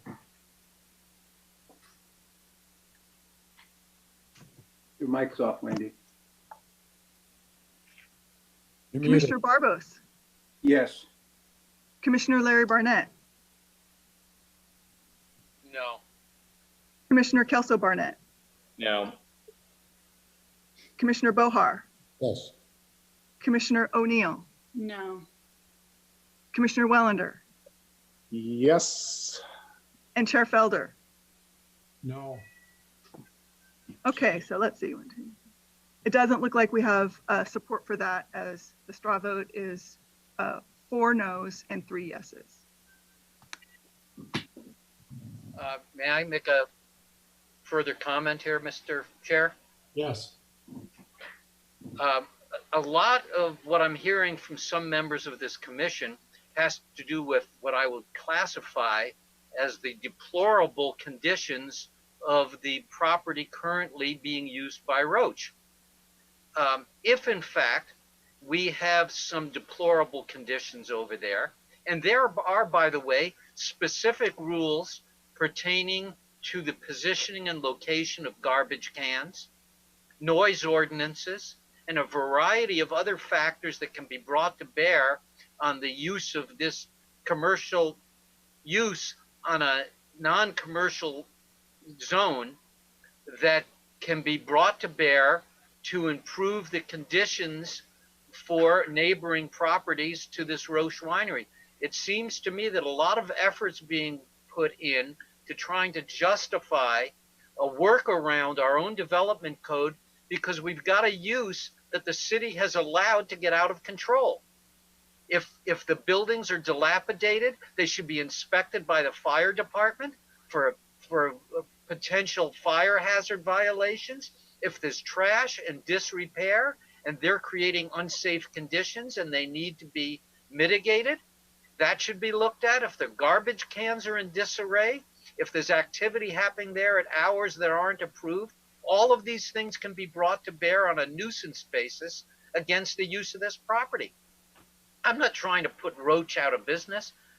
I'm trying to deal with, the proper neighborliness of a commercial use unpermitted next to a residential use. I am actually sympathetic to the residents to the side. They shouldn't have to be going to all these issues, and this commission shouldn't be trying to pretzel a decision just because the Roach Winery is operating in a deplorable manner. So it might be that if these issues were addressed, if Roche were willing to move the wine bar to the other end of their property, if they were willing to reposition their garbage facility closer to the driveway by this Sonoma Hotel, if this could be looked at in a reasonable and sensible way to make sure that this use isn't a nuisance, there might be no necessity for this adjacent property owner to be having to put up a barricade to protect herself and her use of her own property.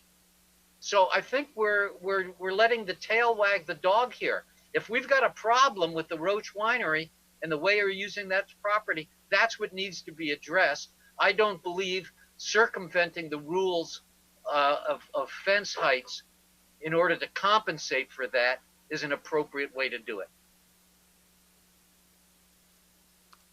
Mr. Chair, if I can. Yes. Another option, and I'll ask Wendy this question, is there could be a motion to deny the application, the request.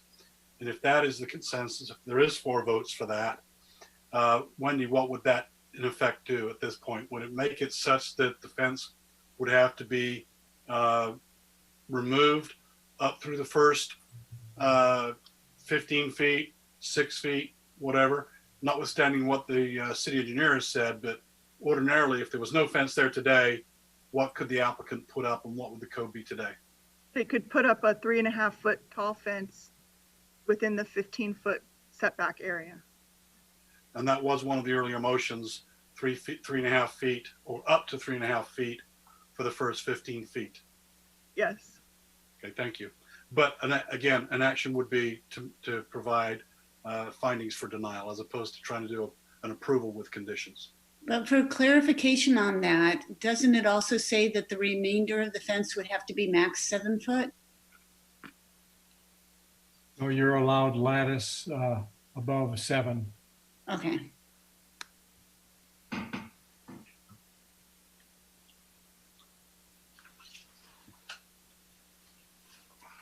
So I guess you're suggesting, David, that someone makes a motion to deny then? Yes, and if that's the case, then you would need to have provide us with findings, and we'll return with those findings. Kelso? So the only difference between denial and the staff recommendation is an extra foot of fence between 6 and 15 feet from the street, right? Yes. Yes. And also, Mr. Chair, if you can. I mean, can I keep, sorry. I would love to hear some of my fellow commissioners who don't want to support this tell me why that additional foot of fence between 6 and 15 in the setback is not acceptable, because I feel like that's a reason. I mean, that's sort of why I'm supporting the staff compromise, because I feel like it's basically following the code. It gives, it takes down the fence in the first 6 feet back from the street, and then it's only an additional foot back at 15 feet, but this code allows us to grant a variance. And so I feel like we are following the rules with staff's recommendation. And it would be great if we could find 4 votes and move on to the next agenda. Yes. Steve? Well, just for clarification, the variance is part of the law, so that would be part of the code as well. Just to be clear, an exception is one thing, a variance is another. They just require different findings. Right, you're right. That said, I recognize there is not support for a variance here besides Mr. Bohar. No one else seems to think this is good. Everybody else wants to do something different. But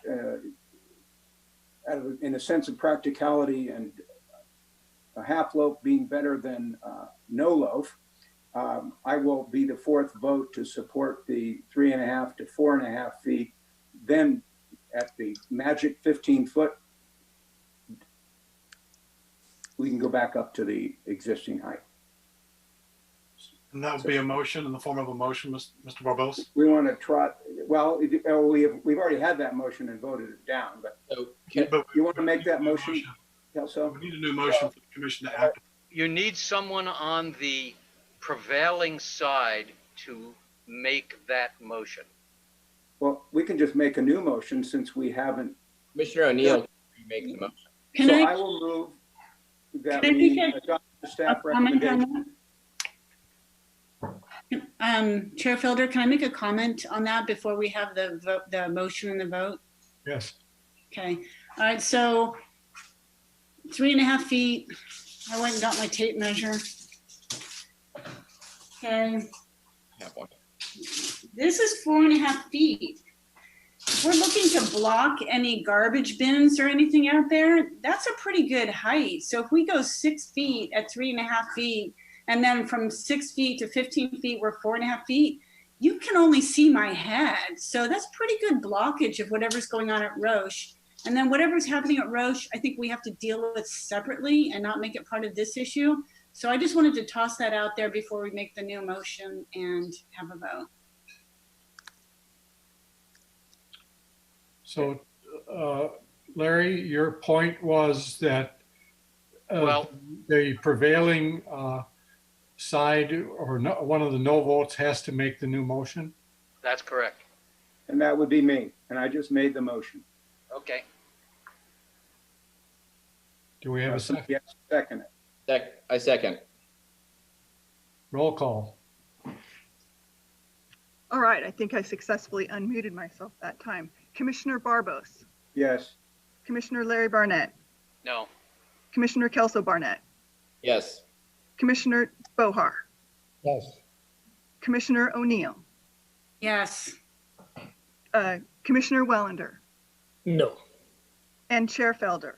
No. The motion passes 4-3. Mr. Chair, if we can just have the motion repeated for the record, please. I believe the motion was to adopt the staff recommendation as stated. Is that With a modification that it's a maximum of 3.5 feet and 4.5 feet, but not a requirement to be that high. That's correct. okay? Yes. Is that it? Yes, thank you. All right, we'll move on to the next item. Okay, just give staff here a moment to unpromote some folks and promote some other people and get the right presentation up, please. All right, Chair Felder, yes. I do wish to talk at some point, maybe it's at the end of the commission, about this idea of enforcing what our codes require. Yeah, So save it for comments if you would. And the specific topic is fences. So I just want to make sure that the opportunity comes up. All right. Thank you.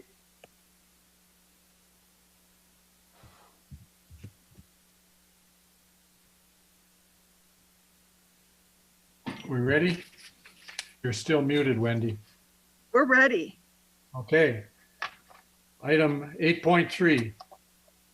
Discussion, possible action to approve a use permit application of Sandy Young for a health fitness facility and studio for art located at 446 West Napa Street, 2, including the action to approve a categorical exemption. And with that, the staff report, Wendy, please. Okay.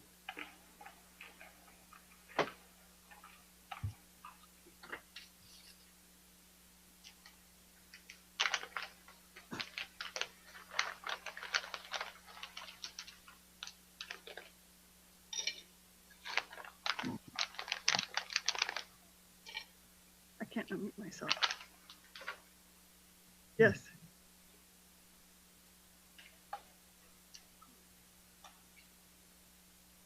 I am. Can you all hear me? Yes. Okay, great. Thank you very much.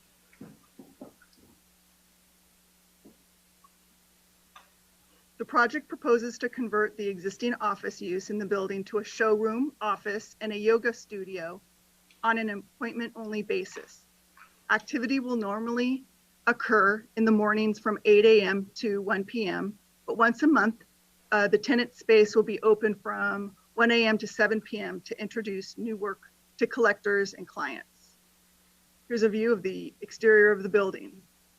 The parking requirement for a health fitness center is 1 space for each 300 square feet, and the parking requirement for studios for art is 1 space for each 200 square feet. 5 total spaces are required. With regard to the conditions of approval, I just have one change to item number 4B. This was a condition from the PRMD group, and we want to change, we want to strike medical service offices and insert retail shop. Here are the findings for the use permit, and staff's recommending that the project be approved with findings and revised conditions of approval. Thank you. Thank you, Wendy. Questions to staff? Yes, sir. Yes. Mr. Wellender. Wendy, could you please go back and when you were talking about hours of the business, I heard the word, I heard 1 a.m. Was I just misled? That's a typo on my presentation. I apologize. So Okay. once a month, the tenant space will be open from 1 p.m. to 7 p.m. Thank you. Mr. Chair, Yes. can you explain to me, Wendy, what triggered a use permit hearing on this at all? Sure. So the development code says that a use permit is required for a health and fitness facility and studios for art, while offices are permitted use. Okay, thank you. Any other questions for staff? Nope. I can't see anyone. Sheila, your hand is still up, by the way. Sorry, I need to take it down. Okay, with that, then I'll open the public hearing. Is the applicant available, Wendy? Yes, just one moment. We're promoting her to a panelist.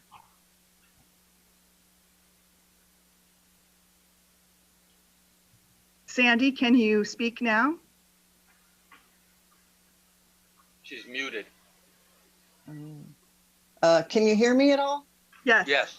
I think I can try starting the video as well. Let me see. I don't know if that'll work. Oh, I look like I'm hanging out in space here. Okay, let me see if I can set this down. All right.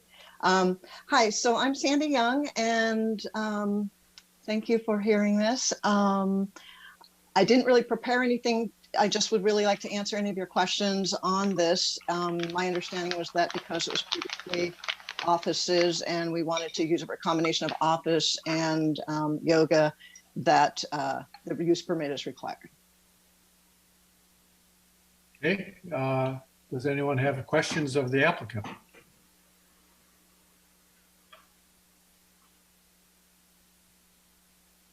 I'm not seeing any.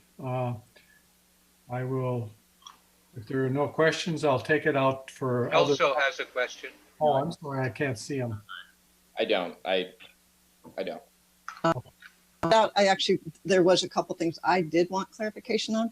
I noticed that in the recommendations, because I mentioned that I am a sole proprietor and I have been for 30 years, everything I've done has been basically me. I haven't had employees, and that's what it's at. But I'm wondering if there's a point at which I'm wanting an assistant or to, certainly when I have a class, have someone sub if I'm not there or come in. Can we not require that I be the only person employed in my business? That's fine. That's recommendation number 1, I think.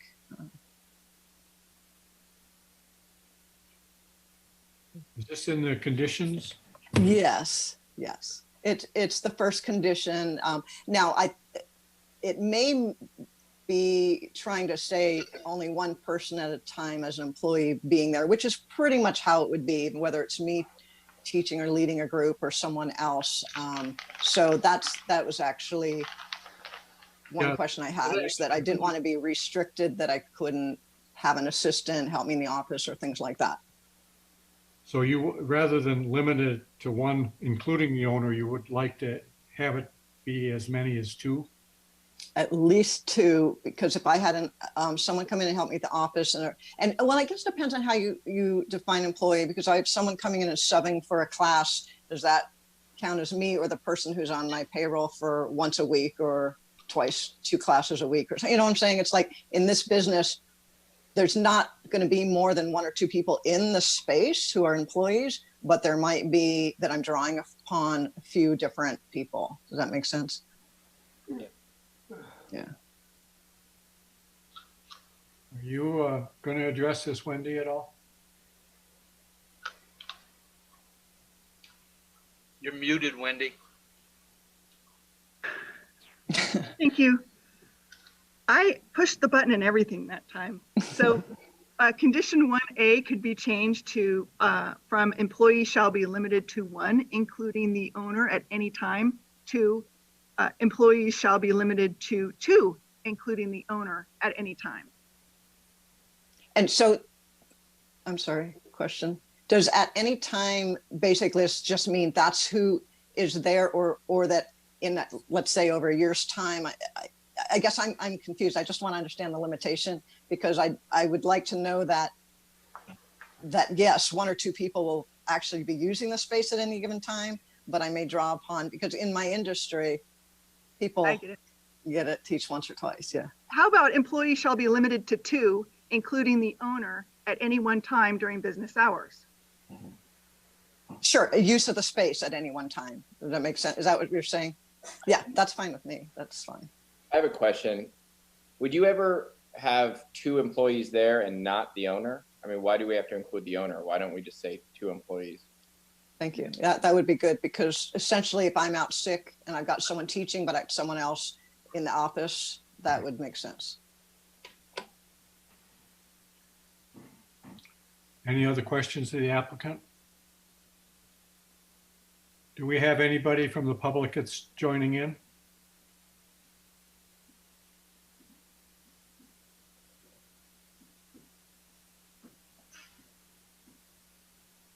No. Okay, I'm going to close the public hearing then and bring it back to the commission for discussion and possible action. Is it possible I can add one more question? Sure. Okay, so then condition 4, and it's probably a formality, but I'm so unfamiliar with this. I was hoping someone here could give me a little clarification on the sewer permitting and requirements, because what we're doing is we're just going into a space that's always been offices, and maybe it's just written out to include every possible contingency if someone's building a new space or something. So if there's anyone here who can give me some clarity on that, I tried calling the county multiple times and have not gotten any response for anyone who can help me understand that condition. Because it's the 4th one about needing a sanitation survey and.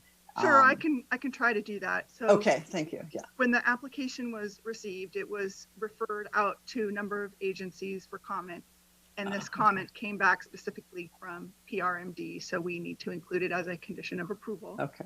At that time, did they see it as a possible medical office because there was that typo in there, do you think? No, that No. is not the case. They Okay. When they sent me the condition, it said retail shop, and it was my typo. Okay, okay. Fine. Yeah, so I get it now. Thank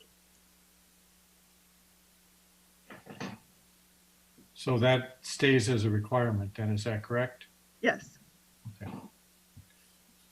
I'll bring it back to the commission then for discussion and possible action. Council. I'd like to make a motion Okay, that we approve the use permit application for the health fitness facility at 446 West Napa Street, and also approve a categorical exemption pursuant to section 15303 of the state secret guidelines with the amended conditions of approval discussed 1A and 4B. Second. any further discussion? Okay, roll call vote, please. Commissioner Barbos, Yes. Commissioner Larry Barnett, Aye. Commissioner Kelso Barnett, Aye. Commissioner Bohar, Yes. Commissioner O'Neill, Yes. Commissioner Wellender, Yes. Chair Felder. Yes, The motion passes unanimously. Thank you, everyone. Thank you. Thank you.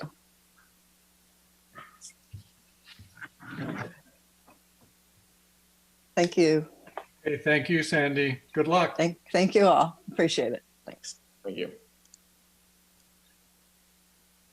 Do we have to, I guess that's all I have to do. Wendy, Yes, sir. removing Sandy as a panelist? Yes, Christina's working on that, Oh, removing the panelists. Okay. I can leave here.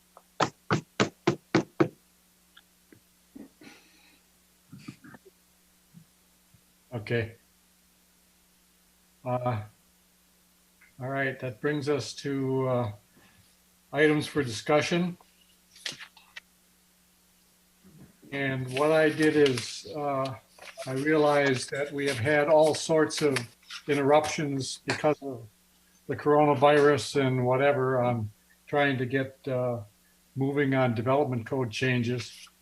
And we really haven't had much progress other than one meeting that 2 of us attended of the council subcommittee, and there's been some work out by consultants to fix some of the subjective things in the code and make them objective. But I wanted to have a little bit of a discussion here to make sure that everybody has a chance to get some input into this thing, so that if and when we can get this ball rolling again, that we don't have to come up with projects that are still facing the ambiguous language or the lack of language that we need to do our job. So Wendy, are you able to put up that PowerPoint?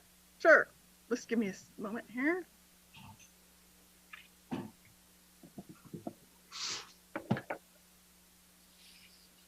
While Wendy's doing that, Chair Felder, Yeah.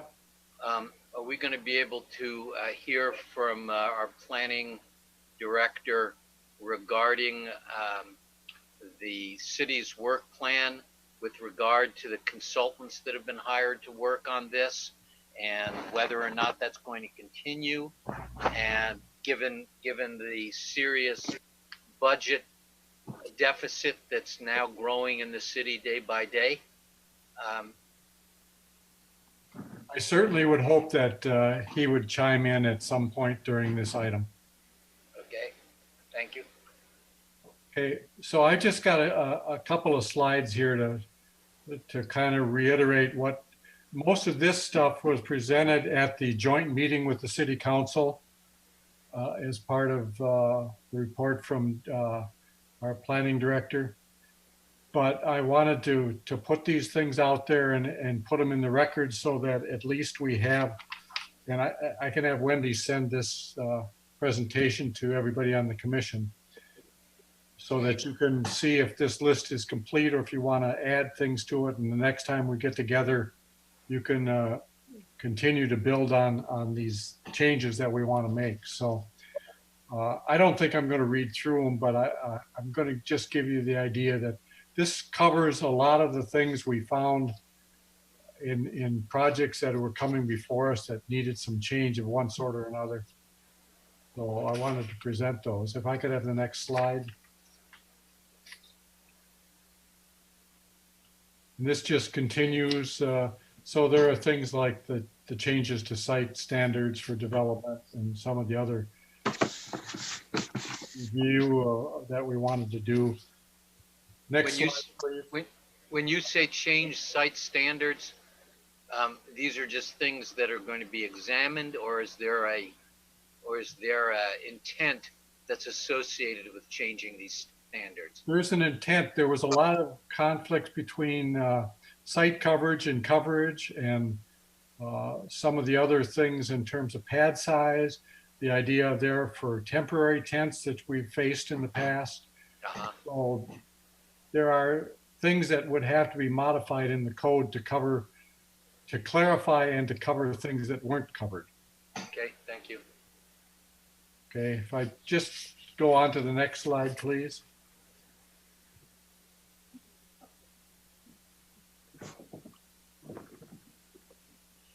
So last year, some of us went to an APA conference at Moscone Center in San Francisco, and one of the talks there was a talk on zoning hacks for middle missing housing.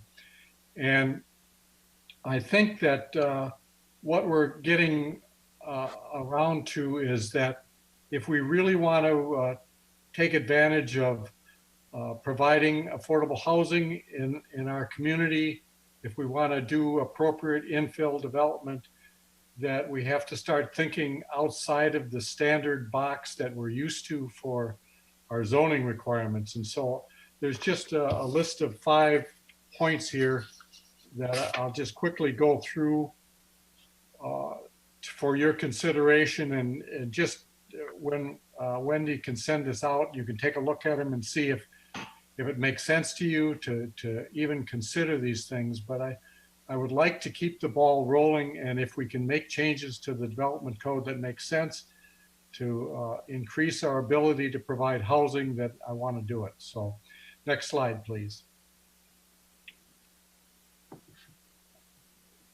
So the first item here is to reduce minimum lot sizes. What it's trying to do is to provide an area where we can deal with various things like bungalow courts, courtyard apartments, small multiplexes and duplexes that will fit on a smaller lot so we can keep the costs down.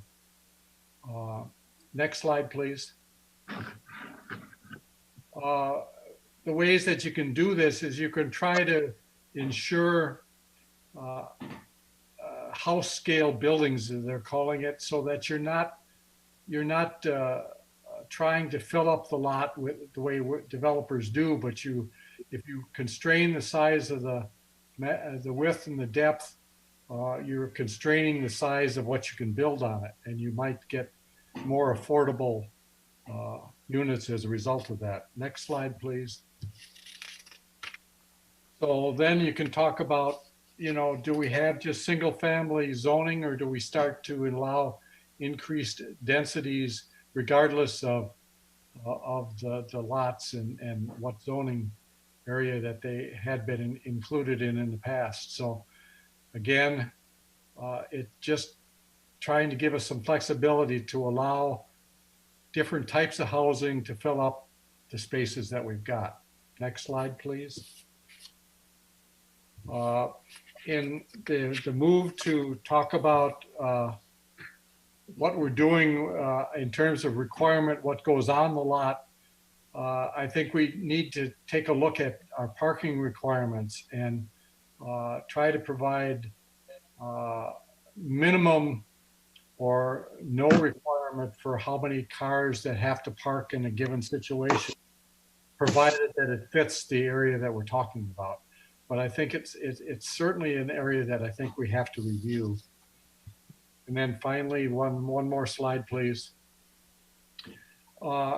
This maybe doesn't apply too much for us in Sonoma, but if we have open space requirements that are private, and just building a balcony that provides open space that isn't going to be used or isn't really an adequate space for use, we should eliminate that kind of requirement if we have those things in our code. So that's what's in this presentation that was presented, and I think all it does is it's food for thought for the rest of this commission to come up with ideas that are different from the way we address our standard zoning requirement right now in the code, and find a way to provide more ways to put in affordable housing. So that's the end of what I wanted to talk about. But I would ask for Dora to give us an update on where we are on making changes to the development code, where the consultants are, and where, if we think we've got any hope to move forward on this thing, or if we're going to be constrained funding wise to even do anything. Thank you, Mr. Chair, and thank you for keeping your thoughts on the development code. I think I saw Kelso, Commissioner Barnett. Did you want to say something as far as being on the ad hoc? I'll go after you. Sure. Well, thank you. Again, thank you for putting this pen to paper on this. So we certainly are in unprecedented times here. And during the month of March, I met with 2 city council ad hocs, one with respect to the urban growth boundary, and I'll talk about that in items from the director a little bit later on, because it's not this particular agenda item, somewhat tangentially related. But with respect to the development code, we had met with the 2 planning commissioners, Commissioner Barnett and Commissioner Chair Felder, and we had spoken with the consultants. They have produced some work that I've received, but certainly because of the pandemic, not had the opportunity to review that material. The task at hand was to outline the categories of quantitative, non-quantitative, in those areas that they thought we could make some changes to the development code, and coming up with the low-lying fruit, so to speak, as opposed to those topics that required a lot longer discussion and working out. Then, of course, the pandemic hit us, and we haven't spent a lot of time on staff time because we've been involved with the EOC and other related tasks of keeping some essential services going at City Hall. And I want to thank Wendy and Christina for doing that as far as these other jobs as assigned, so to speak. As it relates to the consultants, they have, as you know, worked on the ADU and this first phase, if you will, of looking at objective standards and subjective standards in our current development code. And we have used the contract amount that was budgeted for that through this current fiscal year. So we have no more money in that pot. However, we do have the SB2 money, which has been, this was given to us through HCD. We have approval to spend money on the updating of our development code to help it be more production oriented, production of housing oriented, to remove barriers and things of that nature. And that's certainly what we're looking at as a staff and commission. The other piece is that that SB2 money was also earmarked, so to speak, or approved by HCD to be doing work related to our housing element. And as I've mentioned before publicly, we do actually have a gun against our head, if you want to call it that, with respect to the housing element. So from a staff perspective, it is the more timely of the issues that need to be dealt with. Not a comprehensive update of the general plan, but the housing element itself. That's on an 8-year cycle, and we're coming due and need to start that groundwork. In fact, some of you will already know that Sonoma County has begun that process of identifying sites throughout the county in order to provide for more housing. And I can certainly talk about that at a later point in time. The point being is that we need to begin that process, get our new RENA numbers, create the element, again with SB2 funding. In a parallel track, we're also dealing with timelines from a staff perspective related to cannabis and also to the UGB that are coming up for this November. So our staff time is somewhat limited. The amount of time that we can devote to the development update is not as it was. And certainly, as I mentioned that, you're all aware, I believe, from the last city council meeting and also things that have been in the press, that we are having to deal with a significant budget loss for the next fiscal year, in addition to finishing out the balance of this fiscal year of 1920. And so as we look at cuts in possibly in our budget, it could be staff, it could be programs, it could be the CIP. Those discussions will be had at a city council level. And certainly the city manager has already had one briefing with the city council to kind of give an idea as to the climate that we're in with respect to our city finances. So I guess I can say to you at this point, let's stay tuned. We'll have a new budget. The silver lining here is that we do have SB2 funds.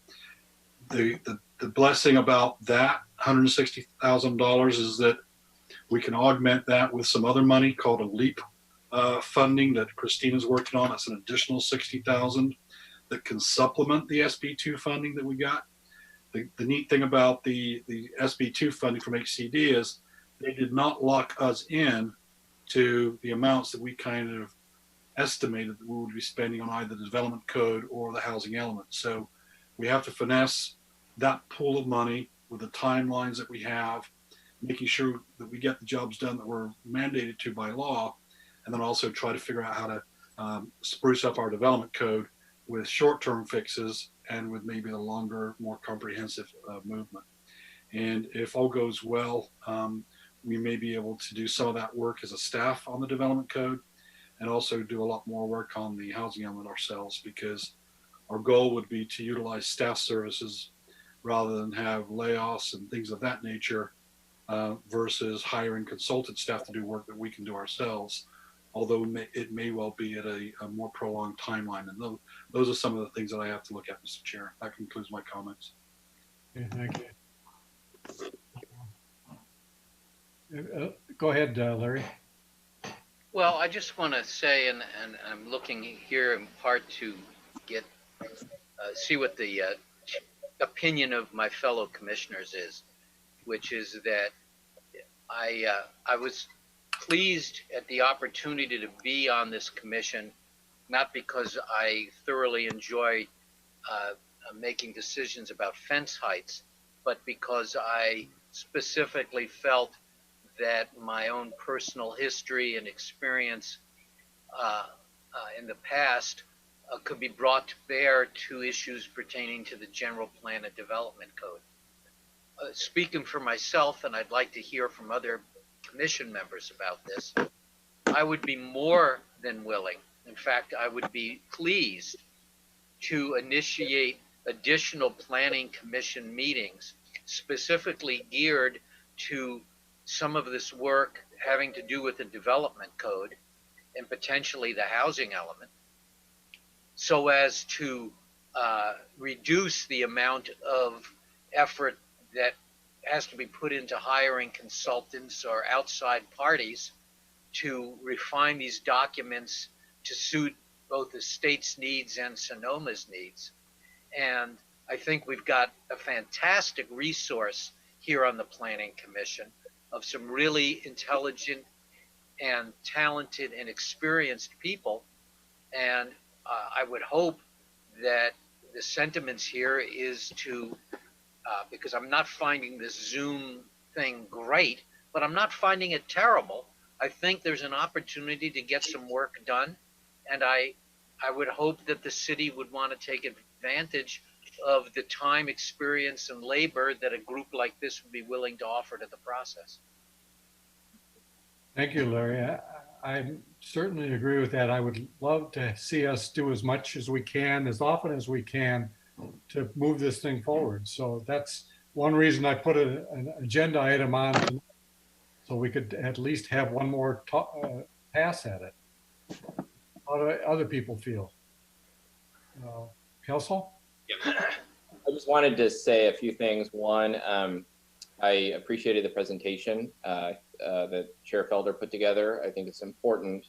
And I think at this point, and I also agree with what Commissioner Larry said, I think going forward, whether we schedule another meeting or whether it's just another agenda item, I mean, I think there's a potential in July and August, and I don't know how that syncs up with our development timeline, but development code timeline in terms of when it needs to be changed. But there could be a period of time later this year where there aren't a tremendous amount of development projects going on due to the fact we're all on Zoom right now. And so we might have time during planning commissions to really hone in on the development code. So I do support what Commissioner Larry Barnett and Chair Felder said. And I think it would be good to take the PowerPoint that Chair Felder put together, perhaps that missing middle PowerPoint that was presented to us at the Planning Commission last year, and have that distributed to all the planning commissioners in addition to the development code, which I think we already have. And then maybe we go on our own and take some time to think about it and then come back to a future meeting, scheduled meeting with some thoughts. We're not obviously prepared tonight to discuss. Well, I realize that, but I just didn't want to let this ride one more month or another 2 or 3 or 4 months before we talked about it again. David, is there any problem with me sending out those materials that I presented tonight to the whole commission? Not at all, sir. I was actually thinking while you were making that comment, would Commissioner Barnett and yourself feel good about staff providing the development code that we created for you, where we have the subjective stuff and the objective stuff, and then the stuff that could be changed to be objective? Would that be okay to distribute to the commissioners? Absolutely. Yeah, absolutely. Okay, we can do that. I will send the materials that I presented tonight out to the entire commission, and then if you will, that was a big thick thing, wasn't it? There's a lot of pages involved there. Yeah, it was basically just over 400, if I can remember. And so we'll try to get that out to you. Send that out hard copy? Pardon me?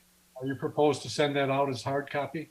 Yeah, unless people would prefer not to receive it in a hard copy. I mean, for me, I'm a little bit more tactile when it comes to flipping pages, a lot quicker than going through a electronic version of it. But if people want it electronically, we can do that. I'd love digital, please. Reproducing it. I'm sorry, I'd love to have it digitally, please. Cut down a tree for me, please. Ron, plant a tree for us. I can. Ron, would it be a crepe myrtle? No. Much bigger. Thank you. So can we just have the default that everybody's going to get a hard copy except for Commissioner O'Neill? Is that correct? And obviously Commissioner Barnett, Already have, yeah. Chair Felder, you've already got the hard copies. Yeah. Would that be safe? Yes. Yes. Thank you. Anybody else want to chime in on this item, or do you want to wait and Yes. see? Real quick. Okay.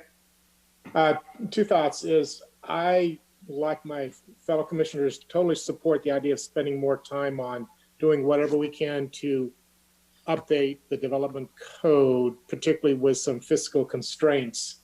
I think it's important that, unfortunately, the wheels of progress don't always turn well through bureaucracies, and I would love to do whatever we can by investing. I'm willing to invest more time into trying to push progress down the road.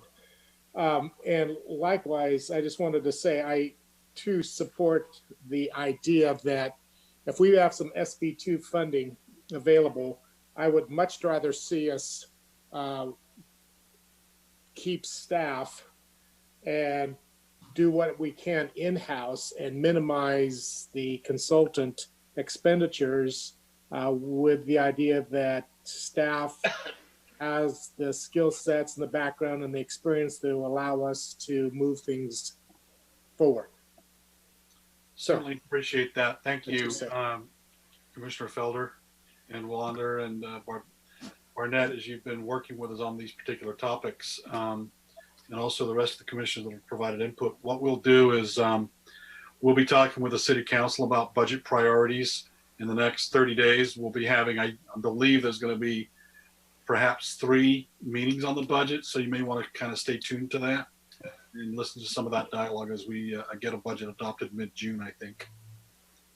Would David, could you take it upon yourself to maybe put something out to solicit potential times that we might schedule a special meeting to talk about all of this development code stuff?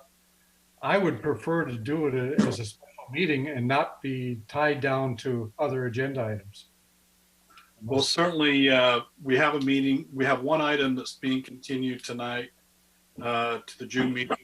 We could reserve the balance of that meeting to a discussion of development code items.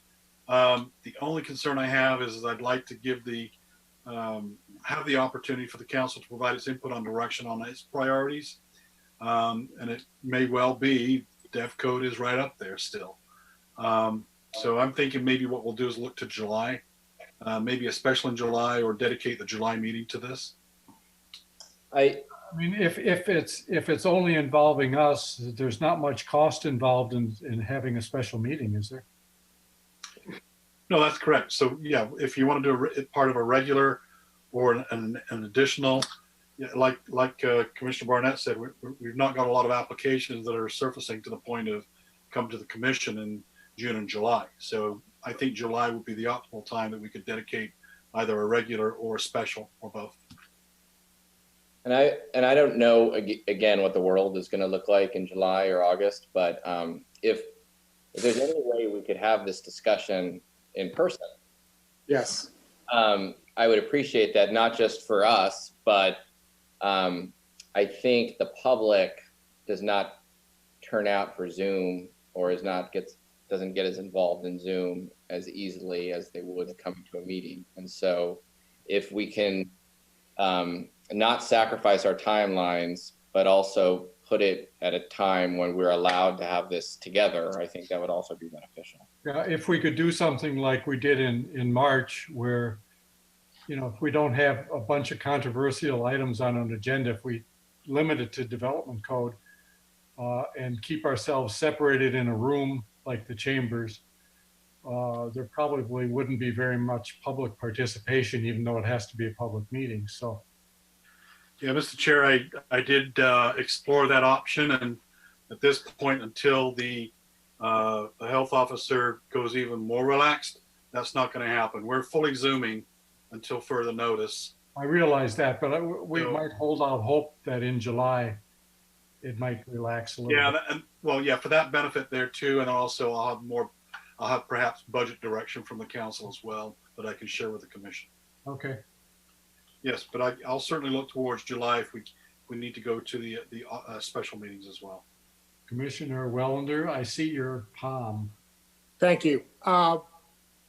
If we're talking about deferring the development code topic still, July, which is fine. I would love, in addition to the copies that we're going to be, the hard copies we're going to be getting, is I would love to have some sort of,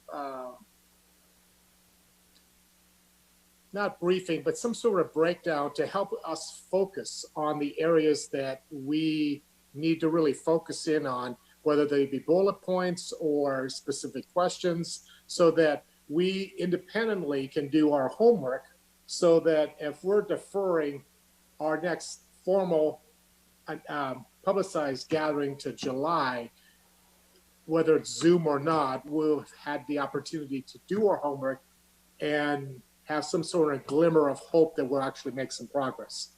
Mhm. That would be my recommendation. So are we asking our planning director to come up with some bullet points on what we should be working on? I'm trying to get him back to work is what I'm trying to do. Oh, okay. Well, I appreciate that. I've got nothing else to do here. I think the chair's bullets are great starters. I mean, do you agree that we should do this or that with the subdivision orders? Do you think we should look at temporary use permits or fences or things that you talk about, setbacks and lot coverage and things like that? If I could, maybe what we could do is give you a sense of the low-lying fruit, because ideally I'd like to be able to come up with something within a month or two or three, as the case may be, of things that we can just do so quickly it doesn't require a lot of thought, that we can get some of the big problems out and out of the way and corrected. And then when it comes to something like lot coverage, it's going to take some deliberation or other things, have that as a second phase of development code amendments. So we'll take a look at that and see if we can do Chair Felder's list. We'll talk about that as staff. Okay.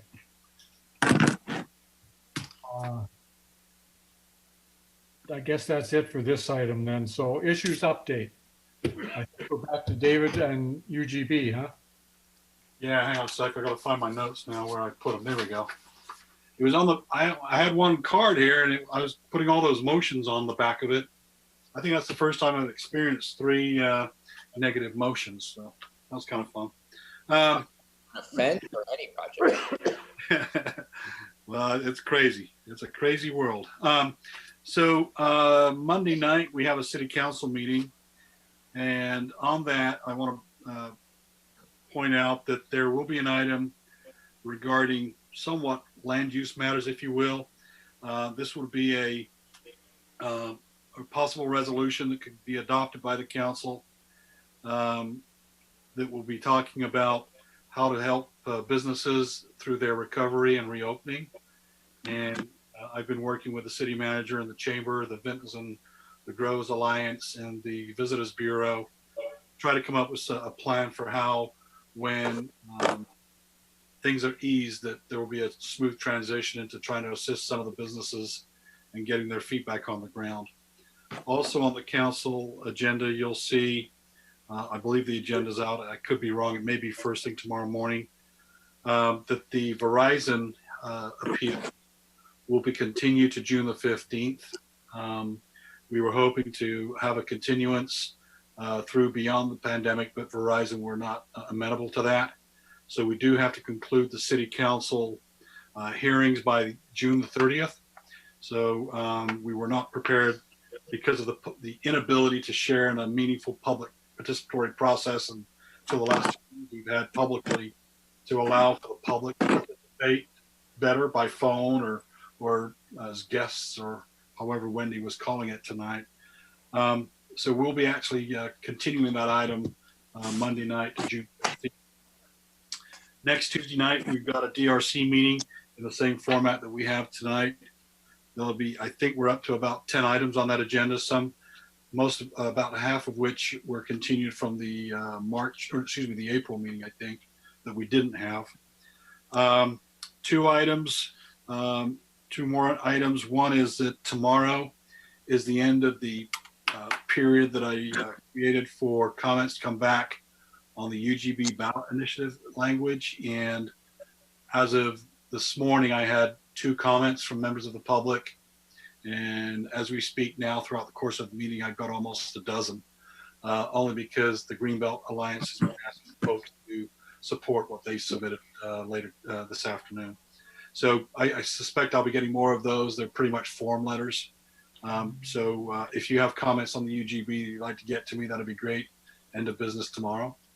And then lastly, on May 27th, the City Council will have a hearing on the city manager's recommendations on the top 5 finalists of the cannabis selection process for the retail and the non-retail.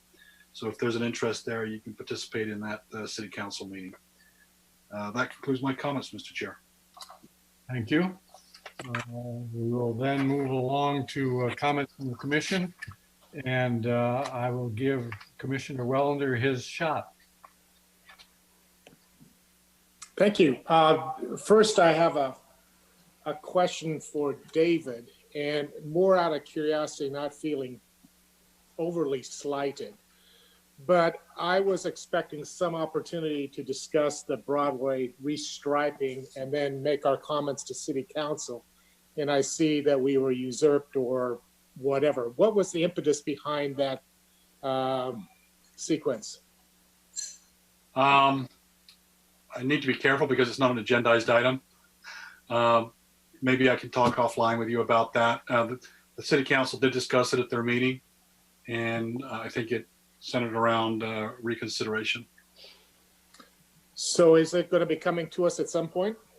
I'm not sure of that. Okay. Well, I would love to hear an offline conversation with you about that. I'm curious. So, Can I comment briefly on that? Yep. I think the Planning Commission in 2015 or 16 discussed the circulation element and made that recommendation. And so they would probably say it already has been to the Planning Commission. But they totally ignored it. Never discussed. Okay. So, and then the item that I did want to bring up, and it was a comment that Wendy made back on the 8.2 item this evening, and that is regarding our applications for fences and the comment that it is up to the applicant to demonstrate compliance with that elusive 40% open areas on what would be the term the lattice portion of a fence. And I think that if that's indeed what is expected, then that needs to be a very clear request when they come in and get the application and the instructions for applying for a fence permit, because the fence on West Main Street, sorry. What? Siri, I'm not talking to you. Anyway, sorry. The West Main Street fence clearly did not meet the 40% opening, and I'm not sure. And so again, either if we're going to have a requirement, then we need to create a process by which people will be successful in adhering to it. And so that's where I would love to get some input or some concurrence or not. Let me jump in there. Once upon a time, when we were going through a lot of this fence stuff, we talked about having people to come in and get an over-the-counter fence permit for some nominal cost, just so they would get the rules, and that never went anywhere. So right now, you can fence as of right, as long as you follow the development code. You don't need a use permit. Well, then whoever, so in other words, there's no post-construction inspection by a building official. That only happens by complaint. Yep. That's my understanding. And that is And Mr. just, Chair, we have to be careful here about talking about an item that's not on the agenda. Okay. We could Well- have a fine rat. That might be a development code item. How's that? Yeah. I've got something else that came in to me today, and this is addressed to everybody on the commission. There's going to be some kind of a meeting next Friday, not tomorrow, but a week from tomorrow, on generation housing, aligning housing across sector leadership convening. And it's being run out of the county with the county supervisors and some of the other cities participating, and they're looking for possible involvement by a planning commissioner from Sonoma. I cannot attend this thing. It'll be another Zoom or webinar type thing. If anybody has any interest at all, and this is kind of geared towards finding stable, affordable housing in the entire region. If anybody has a desire to participate in that, I would be happy to forward this email to them, and you can respond by next Monday if you wanted to participate. If you don't have any interest or don't think you do, you can get a hold of me later before Monday, and I would be happy to send it to you.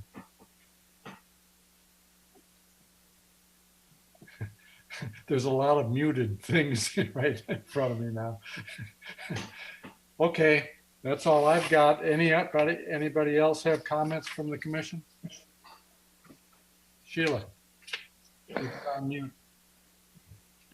I have a question about how the city of Sonoma planning interfaces with the county on developments that do have an impact on entry and the periphery to our area. And in particular, I'm thinking about this Amazon distribution center on Highway 121 and 8th Street East. And I'm wondering if we can get some kind of overview as to how these things are handled and how the city is allowed to provide some input or some thoughts on projects like that.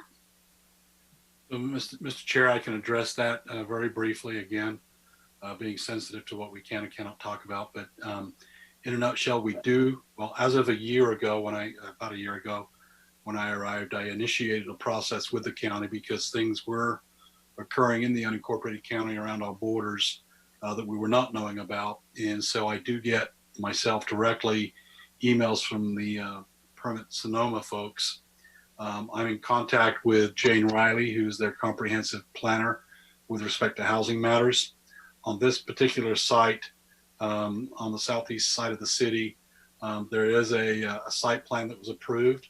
So should there be a warehouse built there, it would probably need to be, the plan that was approved would need to be scrubbed and redesigned, so to speak. So I know there's a lot of prep work out there that's being done, but that is consistent with the plans that we saw that the county had approved.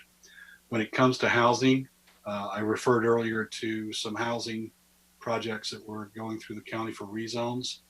The county is currently looking at 59 locations, 4 of which are called the Merlot properties on the west side of Broadway, and almost directly opposite the 20540 property that was on the market just recently.